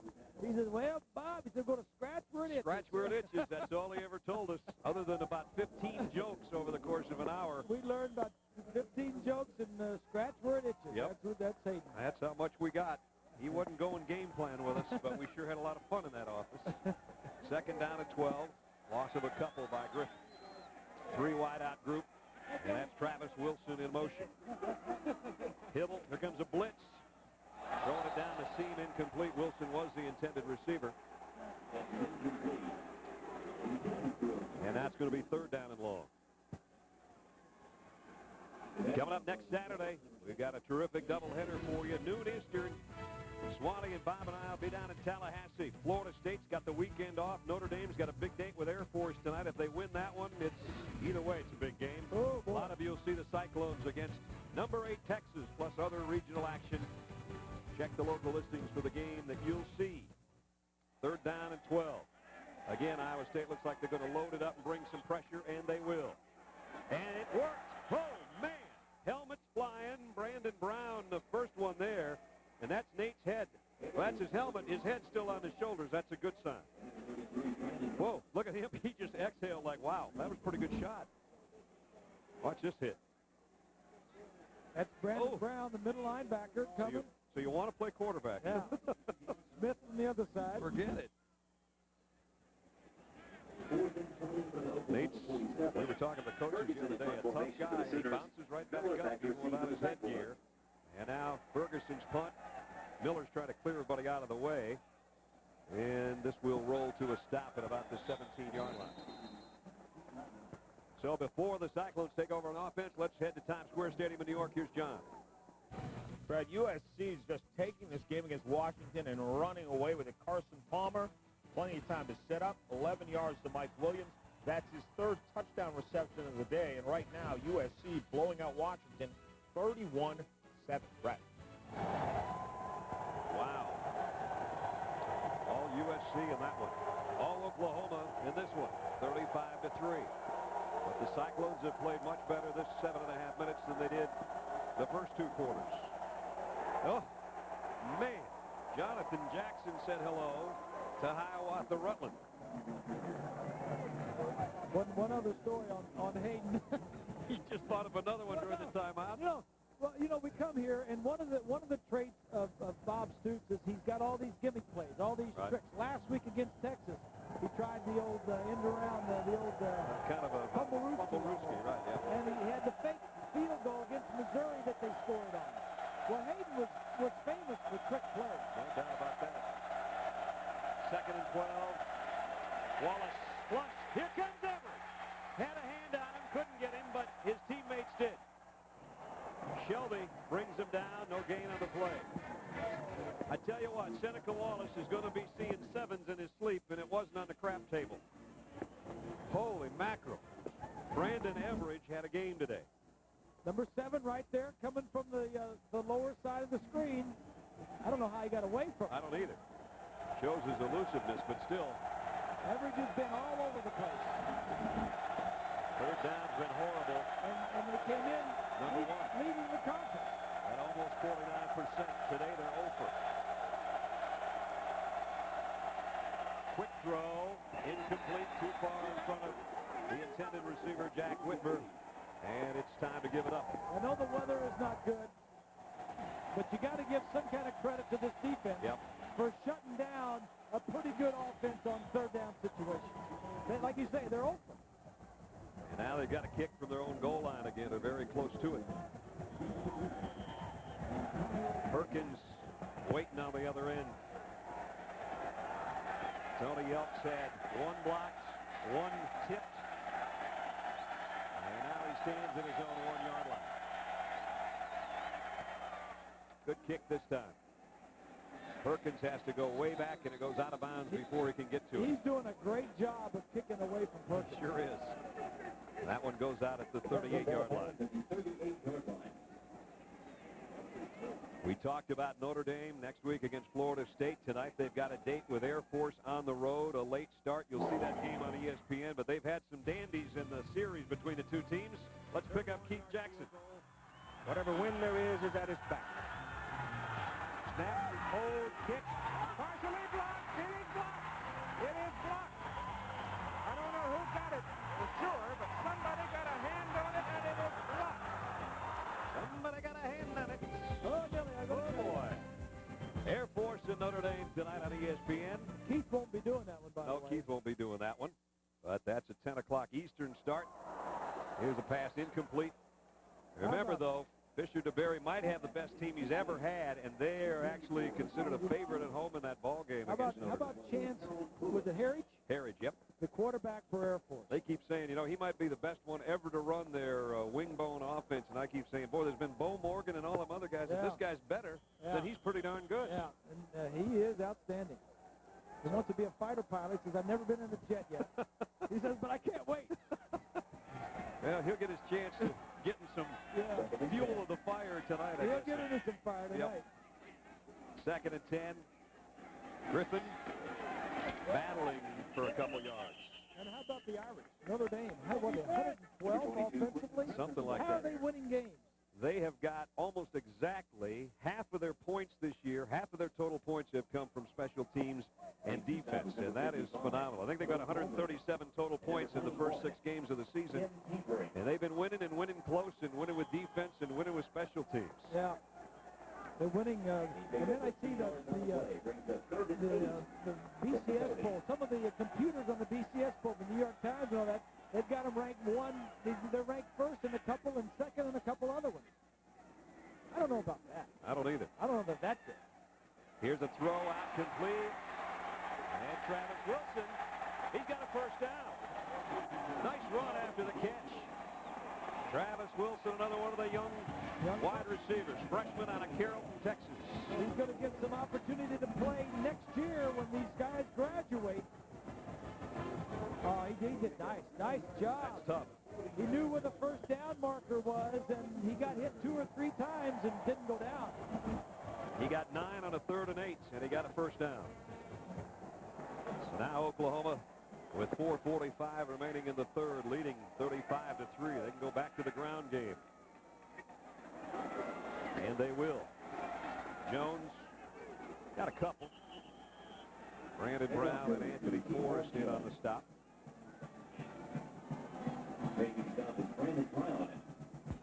Bob, Brad, I think as we watch the Oklahoma offense out here on the field in the second half, this is one of the toughest situations for a team to be in, to have this kind of lead and keep that focus. You're dominating a football team. Everything you seem to do is right, but the coaches want you to come out and focus so that you can dominate and just continue to play great football. It's just hard for the players to keep that attitude focused. It is. It's hard to do that. It's hard when you're ahead 35-3 to come out and play as hard, and it's hard when you're behind 35-3. Ever had to pull it down. He was going to let it go, and at the very last second, apparently, whoever was his intended receiver was covered, and Karstens knocks him down. It's hard when you're behind because you know you're not going to win. The chances of coming back on a good Oklahoma defense is not very good. So it's really really hard to come out and play the way you would like to. Well, this is a time when you have talented backups. You put them in the ball game because they're a little hungrier. They want their chance to come out and play hard and play well. Exactly. That's what I thought the situation was last night with Fresno State and Boise State. And then I realized the starting quarterback's still in there with 7 minutes left, and it's about 60-20. I think you had to know a little bit more about the series. Yeah, partner. I think I figured that out this morning. Hibble deep, got his man, and Quan Savage down to the 25. First down, Oklahoma. 31 yards. Savage is one of those seniors that's going to be graduating. He came in with 128 receptions and 10 touchdowns. His big season was the national championship season when he had 48 catches. Here he is down the middle, wide open. Good protection, wide open, right in the middle of that zone. Nate Hibbles hit 7 different receivers.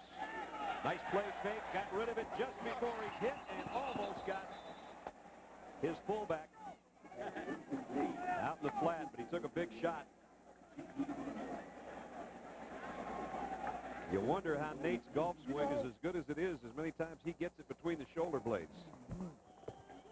Pretty good, though, isn't it? Yes, it is. And he's been hit today, sacked twice, hit and knocked down on several other occasions. Last time on that last play, Brad, he got up looking like Grandpa McCoy with a little limp to his giddy up.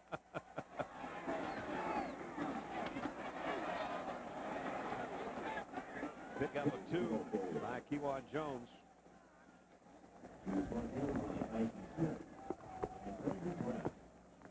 That's when Grandpa Jones used to say, Lucas, the ball's on fire. The ball's on fire. It's kind of on fire today, 35-3.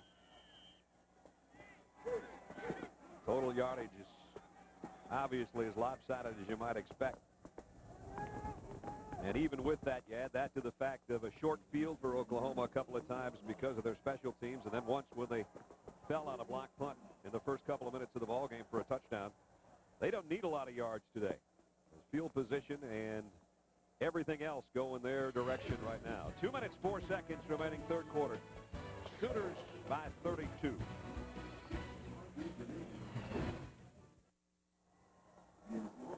Tough day for Seneca Wallace, the Iowa State quarterback, and Swanee and Bob and I don't like getting involved in all the Heisman things until at least mid-season. We figure that's fair.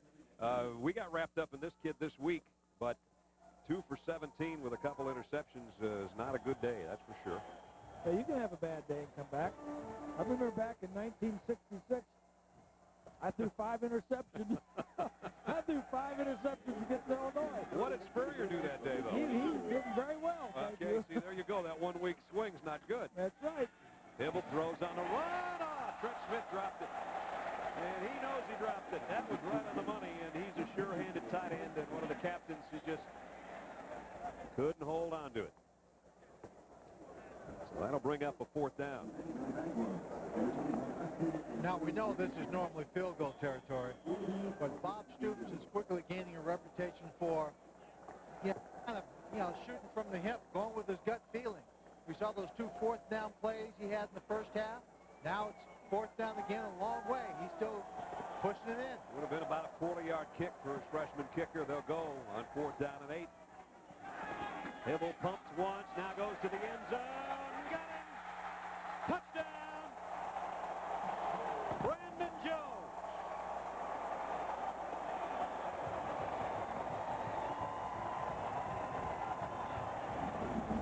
Center fielder on the baseball team, and he just hung in with this one and put a glove up on it. Well, he's covered right here. It's just that the defensive back, Austin, doesn't see the ball. Number 21, he just gets lost, and they stay with it, and he gets a touchdown out of it. Ball's thrown up, Austin loses it, Paris gets there late, and it's an easy touchdown. Extra point by DiCarlo. Up and good. Seneca Wallace threw a ball just like that earlier in the ball game, and it was picked off by Strait. Right. This time, the offensive guy makes the play. The defensive back doesn't see it. Talking with a coach coaches yesterday, and they were telling Lynn and I, when this kid finds out how good a football player he can be, then look out, because he's 6'3" and 210 pounds, and I'm talking about Brandon Jones, the sophomore from Texarkana, Texas. So Oklahoma against 13th ranked Iowa State. They thought they'd have their hands full. Quite frankly, they're taking care of business, but it's They get a week off. They're off next week. Then they have Colorado at home. They have 3 games on the road. And this one will be the one, I think, right there. Well, Oklahoma State got Nebraska today. They got Oklahoma last year. It would be a payback game. I don't think there's any doubt about that. And then if they could get through all those hurdles, then it's the Big 12 championship. Right. It's an extra game they have to play. And getting through that one, and then you're looking at Fiesta. And, you know, it's interesting. Last week we saw Miami. We saw how good they were. Last year Miami had a couple of squeakers. They had one up at Virginia Tech, and they had one against Boston College. This year they had a squeaker against Florida State last week. Oklahoma, going through the schedule, they're looking pretty good to me. They are. Two of the kick, high and short again. They can't punt it at the 19. Todd Miller does. Miller trying to weave his way through the traffic and got out to about the 33-yard line. Coming up on Monday nights, Al Michaels and John Madden will be along in Pittsburgh. Jerome Bettis and Tommy Maddox and the Steelers host the Colts in their triple threat offense of Peyton Manning, Marvin Harrison, and Edgerrin James. Monday night at 9 Eastern, 6 Pacific. Don't forget, cast your vote for Monday Night Football's greatest game at ESPN.com. Keyword MNF500 or NFL.com. The wheels on the bus go round and round. There's a couple good backs. Round and round. Jerome Bettis passed O.J. Simpson on the all-time rushing list last week. That's amazing. Sometimes you forget how good he's been and how solid he's been. How can you do a promo about the Colts without mentioning Peyton Manning? Well, I did, sort of. You did. I said they're triple threat. Peyton Manning and Marvin Harrison. That Monday night game is also a little bit of a homecoming because the coach of the Colts is Tony Dungy. He's coming back to Pittsburgh where he played. There you go. And Bob says something, and the truck's got something to say back. That's my man right there. Since '98, Peyton has thrown more touchdown passes than anybody else. If you get down in a real nitty-gritty situation, I'd take that guy in the number 2 spot there. Oh, would you now? I would. I'd take him. He's one guy I love to watch play. Brett Favre. Man. Here's Wallace taking it himself. And Seneca might have gotten a yard. See, this is what we expected to see a lot more of early on, but they couldn't do it because they didn't make first downs. Right. And it's 3rd down and 9 again. And that pretty much tells what you're just talking about. You know, that speaks a little bit for the weather because it's not good, but a lot for Oklahoma defensively because the teams are going to find that this defense is going to be tougher and tougher as the season goes on. You can see some folks are saying, I'm going to find a warm pub to watch the 4th quarter. 3rd and 9. Wallace in trouble. And down he goes. The guy that caused it, though Shelby got it, was Brandon Everidge, number 7. Shelby gets credit, but Brandon Everidge has been a rocket wearing 7 today. Came off the edge again, and this is another tribute to the coaches defensively. They change up. He's over here, number 7. They change up their defense a little bit in the second half, so you don't, whatever you plan for at halftime, you're not going to see the same thing coming out the second half. I don't know. I've seen a defensive back have a better game than this kid. Yelp to punt. Antonio Perkins waits on the other end. This could be returnable. Let's see what Perkins does. Finds the handle, first of all, from the 18. Antonio Perkins breaks outside. Got a block. Got the corner. Flags are down. It's going to be an illegal block. It'll negate a nice return. Somebody just didn't quite get a hand in front of the shoulder on one of those blocks going to the outside. And it's going to take back a 35-yard return after a 52-yard kick. Push in the back. So they'll bring it all back. You could see it. He got one that was clean, but the second one wasn't. Right here. Yep, if you can't see the front of his numbers or the front of his helmet, you might as well just get out of the way. And it was close. A nice try. And so they'll bring it back to, let's see, they'll walk it off down near the 25 somewhere. But you know, guys, it's such a helpless feeling. When you're that guy blocking in the back, you're trying to help your guy back there, trying to spring him loose, and you're right there. If you don't block him, then you got to stand there from behind that defensive guy and just watch him nail your return man. Right, and then you're going to get ripped in films, on Sunday or Monday. Swanee, how you doing down there? You staying warm? I'm not very warm, and I'm not very dry. You're starting to sound nasal, partner. Yeah, you sound like you're a little bit further away. Well, it's that first cold of the year. I already had that. Don't get me started on that. I've been coughing through games for 2 weeks. I don't want another one. Quite dripping. You know, all these guys, all of us have been in very cold weather. Now, this is our first kind of cold game of the year, first time maybe standing out in that cold weather. So what happens is we feel a little much colder than what we really are. Your body's just not used to it, you see. And my brain's not functioning. I'm looking over here, and there's a camera over here. I like the raincoat, though. If we could get you an umbrella and a big handful of salt. I'm making a statement over here. Swanee's the Morton Salt Man down there. End of 3. 42-3, Oklahoma. ABC Sports presentation of college football returns after this message and a word from our ABC stations. One field goal for Iowa State through 3 quarters, and that's it. The rest has been Oklahoma. A couple of touchdowns in the first quarter, 3 more in the second. They've added a touchdown pass from Nate Hibble to Brandon Jones in the third, and now we start the fourth. Brad Nessler, Bob Greasy, Lynn Swan, and our wet ABC crew in Norman. The Sooners have been impressive.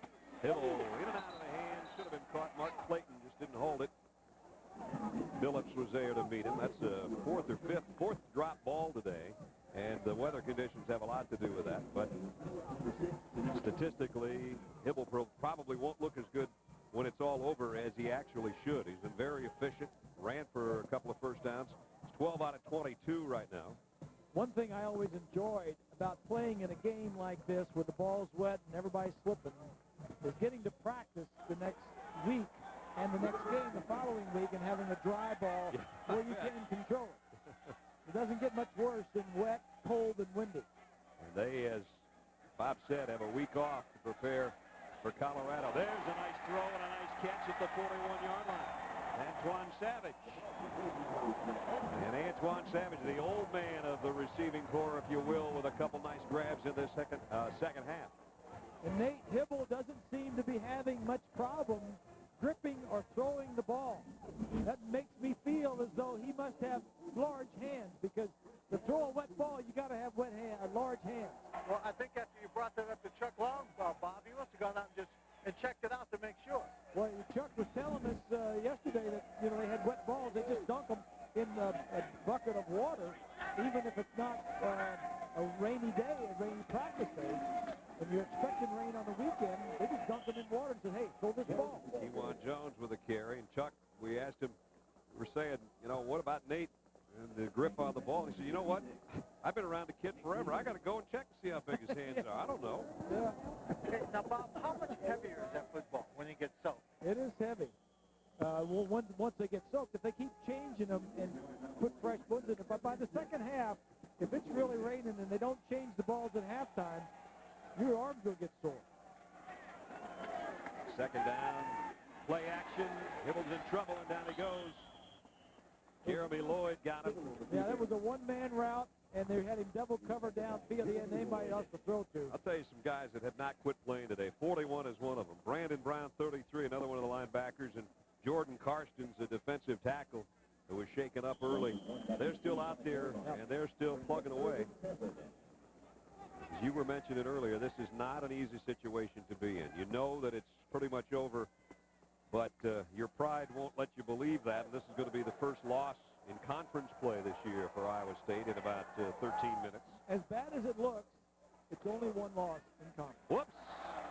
And there shows the wet ball. And just as we talk about him having no problems with the grip and the ball. You can see him looking at it. He's saying, man, I wish we'd get one dry one out here. Snap was a little wide, and then just whoa. just like a bar of soap. Yep. That ball looked like it was wetter because it was darker. Well, look at how dark it is. Yeah. That baby's soap. It looked like it's much wetter than the other balls they've been rotating in. Yeah, they ought to throw that one right in the tunnel. Yeah, the other do like baseball, you know. The catcher looks at it and says, hey, I don't like this ball. The pitcher says, I don't like, give me a new one. If I were Nate, I'd take that off with me. Just say, It's my game ball. throw this one away. Ferguson set to punt.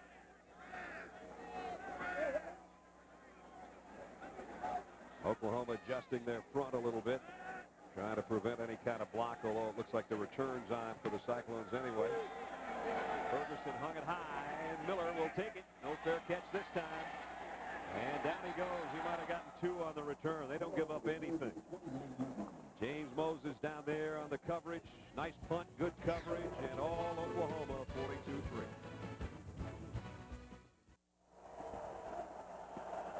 In Norman, 42-3. 12:06 to play. Seneca Wallace from the shotgun for Iowa State. And nice run that time by Brian Thompson, who just checked in out to the 35-yard line. Iowa State knows that they can't pass on every down, or the Oklahoma defense will just pin their ears back and try to take Wallace' head off. But they've done a pretty good job of that anyway today, with not only their special teams but their defense. There's inside the numbers. Look at this. Defense. Third down conversions, 0 of 10. Quarterback percentage, completion percentage, 11%. They only have 37 yards of total offense. Here comes a blitz. Here's the option. Pitch out. And the speed of Oklahoma runs down Rutland. You know, thinking about that, Bob, reminds me of Swanee, and you and I were sitting in with Mike Stoops and Brent Venables yesterday in their office, and I looked down as we were about ready to leave their office, and they had a huge defensive goal board. It was the 2001 version, but they go down and they have 10 categories for each ball game and for every opponent. I think in the year 2001, the only time that they had little Oklahoma Sooner helmets all the way across was against Tulsa. And I said to Mike, I said, how'd you do this year? He said, every game on our defensive goals, we've had either 7 or 8 of the 10. We'll take it. I'd be willing to bet you they might have 10 when this one's over. They may have 10. I don't know where they would. Wallace fires, tips, and is it intercepted? I think so. Corey Clyde. A defensive lineman. They're going to say no. What a great effort by Klein just to get back there. I thought he had it close, really close. Well, when you talk about the speed that Oklahoma recruits, there was a great example of big man being able to run that fast downfield. There's the tip. Well, you know what? He got his arms under it, but it kind of squirted through as he was rolling over, I think. And the fans here booing as they're getting another look. Corey's 285 pounds. I don't think he catches many balls at practice either. No, I don't think that way. I don't think he caught it. I tell you what, he did a great acting job and almost got it. 11th series for Iowa State without a first down. And trying to keep the punt away from Perkins. It's yanked out of bounds at about the 37-yard line. 11:06 to play the ball game.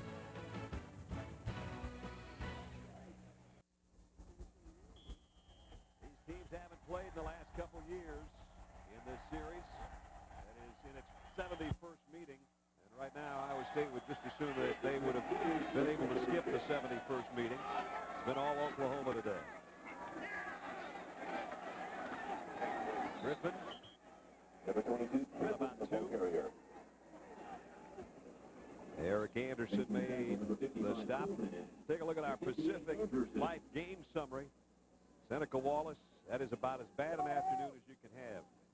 And Griffin and Jones, 158 yards and 4 touchdowns between them. And then if you add that to Brandon Everidge, maybe playing the best game as a defensive back that we've seen in a while, and a block punt, and a 310-41 total yardage advantage, and it's an Oklahoma team rolling in the right direction with a week off coming before Colorado. Pretty impressive. Yeah. And they're mostly injury-free. Yep. Healthy. Kewan Jones, he and Griffin continue to alternate the tailback spot, both getting a lot of work today. I'm impressed with the job that Bob Stoops has done since he's been here. You know, if he continues this year, they got a shot at being in Tempe and another shot at the national championship.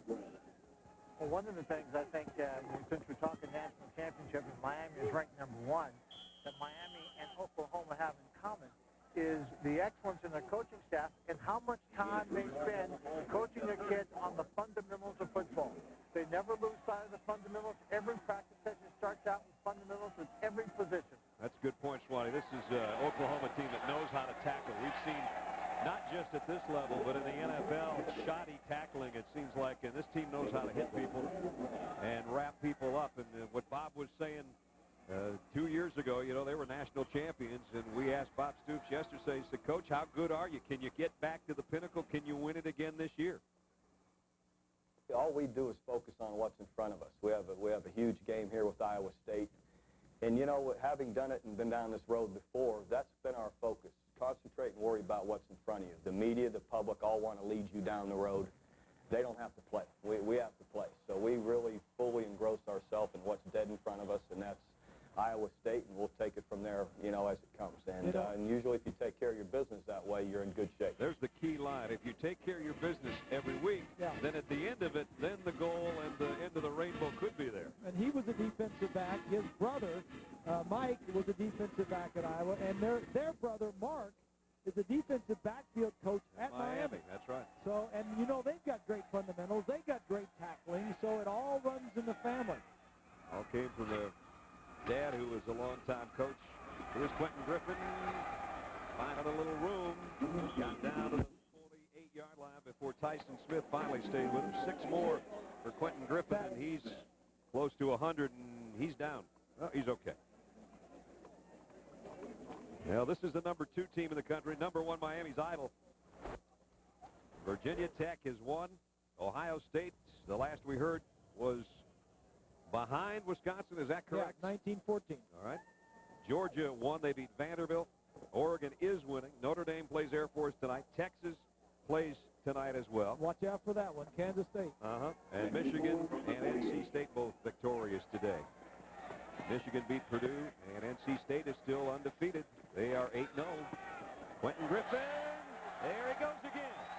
And now he's thinking, although I don't think he thinks this way, he's thinking 100 yards right now because he's running like he did in the first quarter. And I think that's why he's in there when the game is 42-3 with 8 minutes to go in the fourth quarter. I think they'd like to get him 100 yards. But getting back to Stoops, talking about his coaching and everything, we asked him yesterday, said, who do you model your coaching at? Who do you admire? Who do you look up to? And he said, first of all, my dad, who was a coach back in Youngstown, Ohio. And he said, secondly, Steve Spurrier. So I have a lot of respect and regard for what Steve, the way he coached, and I see a lot of Steve in him. Yep. First down run, Griffin out of there, and Jones in there. He might get both of them 100 before this game's over. 7:38 remaining. You know, we were talking to Bob yesterday, and it said, six years ago, you're sitting as the defensive coordinator in a cubicle back in Gainesville, coaching with Spurrier. Would you ever think that down the road, 6 years from that time, that you would have had the opportunity to be the head coach at Ohio State, Cleveland Browns, Notre Dame, down the list, University of Florida? Right. I mean, you talk about some choice spots. You saw the quick updates. We just flipped Ohio State into the winning category, not having won, but winning. And Oregon going from being up to being down. So we just wanted to update you on that while we were talking about it. And maybe a yard for Griffin, who's got about 98. Karstens and Coleman combined on the stop. Let me ask you a question. We've seen these top teams. We've seen Miami. We've seen Bob Tech. Right. We've seen Oklahoma. And we've seen Ohio State. Who would you put in the top game right now? Whew, that's a loaded question now. Miami did not play particularly well when we saw them last week, but they showed their championship medal in the last 8 minutes, so they're still undefeated. Right. So they got to be there. Yeah. Now, Ohio State early we saw them, and they were pretty impressive. Texas Tech. Yeah. I think early in the year. I put Oklahoma a little bit in front of them. The thing about Virginia Tech, I guess the wild card is that what Miami seems to have trouble with is a team that can run, and they got two guys that can run. Right. And their defense is awful good. Yeah. I don't know. I'm kind of hedging, but And their special teams are good. Well, let me give you my shake on it. okay. I think right now it's Miami and Oklahoma. But I think Bob Tech, by the time the end of the season comes, I think the only weakness for them is the passing of their young quarterback. Yep. And That's I think by the end of the season, when they have to go to the Orange Bowl and play Miami, there's no question they got the tandem-wise, the two best running backs on the same team in the country. And after what Greg Jones of Florida State did to Miami last year, last week, over 200 yards, that probably caught a lot of people's eyes on how to control Miami. And we can tell you this much, that on December 7th on ABC, you'll see the Big 12 championship, and with all likelihood, a team coming out of there will go to the Fiesta Bowl, and also on December 7th on ABC, you'll see Miami and Virginia Tech from the Orange Bowl, and with a lot of forethought, we kind of expect that maybe that will determine who the other combatant will be in the national championship. So as we look down the road, if everything goes as everybody thinks it's going to go, that's a heck of a day of football. Griffin got about 3, and that should put him over 100, while we remind you that Al and John will be in Pittsburgh Heinz Field on Monday nights. The Colts and the Steelers, Swanee's old club, Peyton Manning and company, coming to town Monday night at 9, 6 Pacific. Don't forget, cast your vote for Monday Night Football's greatest game, too, at ESPN.com. Keyword MNF500 or NFL.com. And Quentin Griffin is over 100 yards for the 9th time in his career. I'm sure a lot of people are asking, why is he still in there? Well, I'm not going to second-guess Stoops. He's been calling everything pretty good, I'd say. the last few years around here. And here he comes again. And there he goes again. And now maybe they pull him and say, Kewan, you go get your 100, and then we're going to the locker room to warm up. Bob and Brad, I just want to throw one other point in there. You're talking about the national championship picture and who might be the top team. As we watch Quentin Griffin run right here, one of the things that all the guys, all the teams you talked about have in common, and I'm going to exclude Ohio State as I would not put them in that category, is that they all have great defenses. And we talk about the offenses all the time, but I think it's the great defenses that put them in position to win national championships. That's a good point, Swanee. And Oklahoma's defense couldn't have played much better today than they did.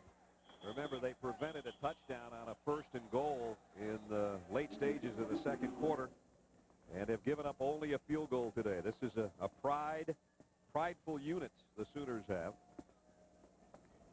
Time permitting, reminder, stay tuned for the Thrifty Car Rental postgame report. John and Terry on scores and highlights from across the country from a lot of the aforementioned games that we talked about in the top 25 today.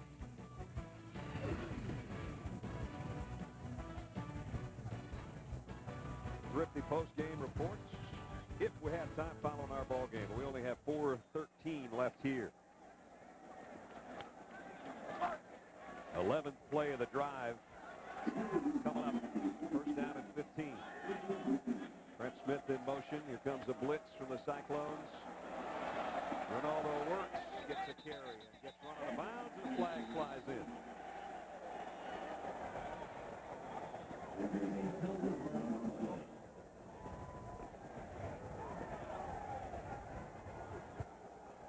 Penalty marker down with 3:56 remaining. John Laurie, our referee today. Personal foul, face mask against Iowa State. That is their first penalty. They were first in the conference in the Big 12 in penalties, or I should say least penalized team. Mm-hmm. Right there. Yeah, Karstens, inadvertently. Boy, he just barely got it, too. He had him around the collar of the shoulder pads, and then his hand just sort of slipped into the face mask.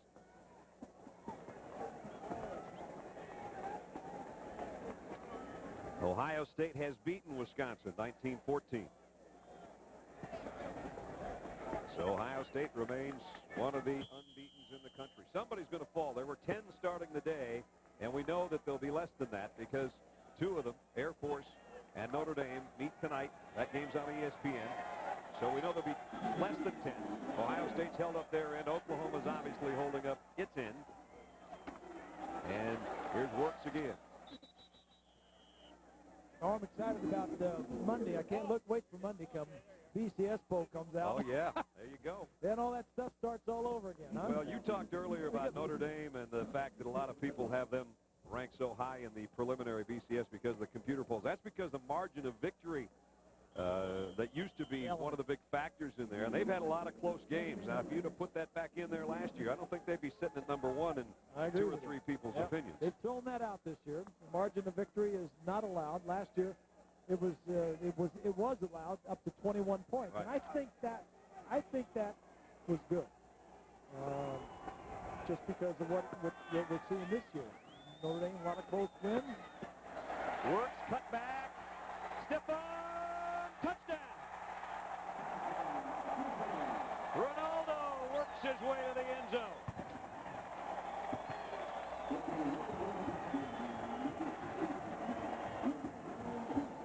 An 11-yard scoring run.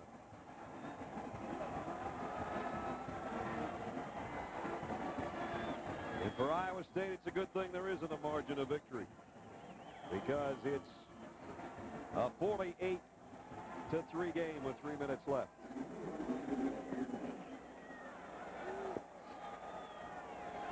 With exactly 3 minutes left in the ball game. Trey DiCarlo in for the point after. He's had a perfect day kicking the football. Nice and easy on those extra points. It's 49-3. Number 2, Oklahoma, getting all their running backs a little time.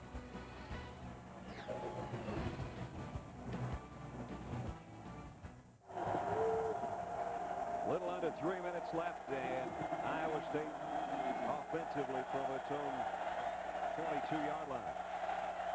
Seneca Wallace has had a terrible day. 2 of 19, 3 interceptions. This one he snuck in there, nice throw, pickup of 10, almost 11 to Lance Young. So finally he's completed as many to his own teammates as he has to the Sooners defense. That's cold, partner. Well, I didn't mean it to sound that way, but that's as cold as it's been for him today. He's had a great year already, and he had a good year last year, and he helped turn this program around. Boy, did he ever. And wow, big hit put on out there. Dan McCarney was the guy that really turned this program around. This year, look at what they did this year. They started off unranked. The loss to Florida State, they were still unranked after the win at Kansas, and then beating Iowa for the 5th time in a row, got them ranked at 24th, and they got all the way up to 13th prior to this one in the USA Today poll. Highest ranking they've ever hit. They're going to fall to 6-2, but there's a lot of teams that would have suffered the same problems today, I think, against Oklahoma. Flag down at the line of scrimmage. You know, Dan McCarney, when he came in here 8 years ago, you couldn't find too many people that were too worried about Iowa State football, and now he's 4th on the all-time wins list, and probably early next year will pass Clay Stapleton as the all-time leader in victories. And this stretch that they're in right now, they're going to fall to 22-10 in the last 32 games. But if you just take a 32-game stretch and see what they've done in the last 3 years, you'd have to go back to 1910 to find an Iowa State team that's done this well. So while this is a bad day today, there will be better days ahead, you can bet. And that's the guy that's the reason, as he's built this program from scratch, and he's done it right. And he's done it the tough way when sometimes people didn't think he was going to be around long enough. And credit the folks at Iowa State for giving him the time to build this team up. This team only won 6 games on the road in the decade of the 90s.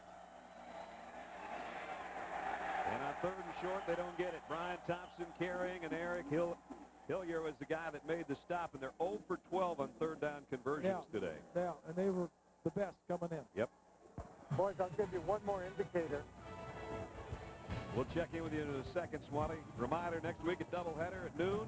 It's Notre Dame and Florida State, and Lynn and Bob and I will be there.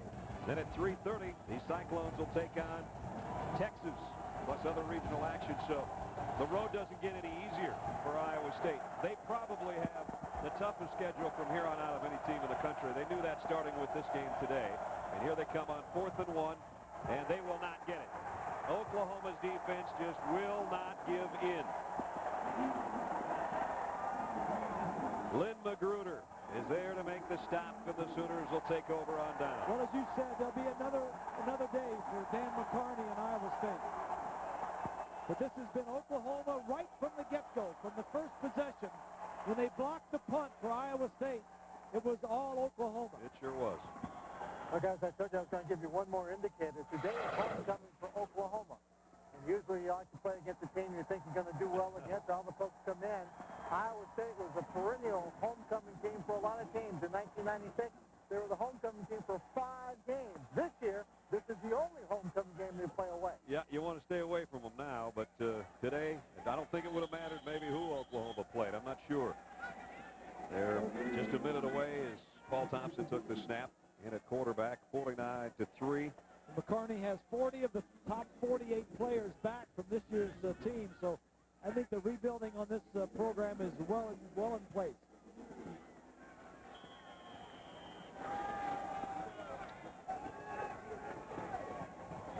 Second down. Thompson giving off to Hickson. And another back getting some time. Gets down to the 35-yard line to pick up a 5.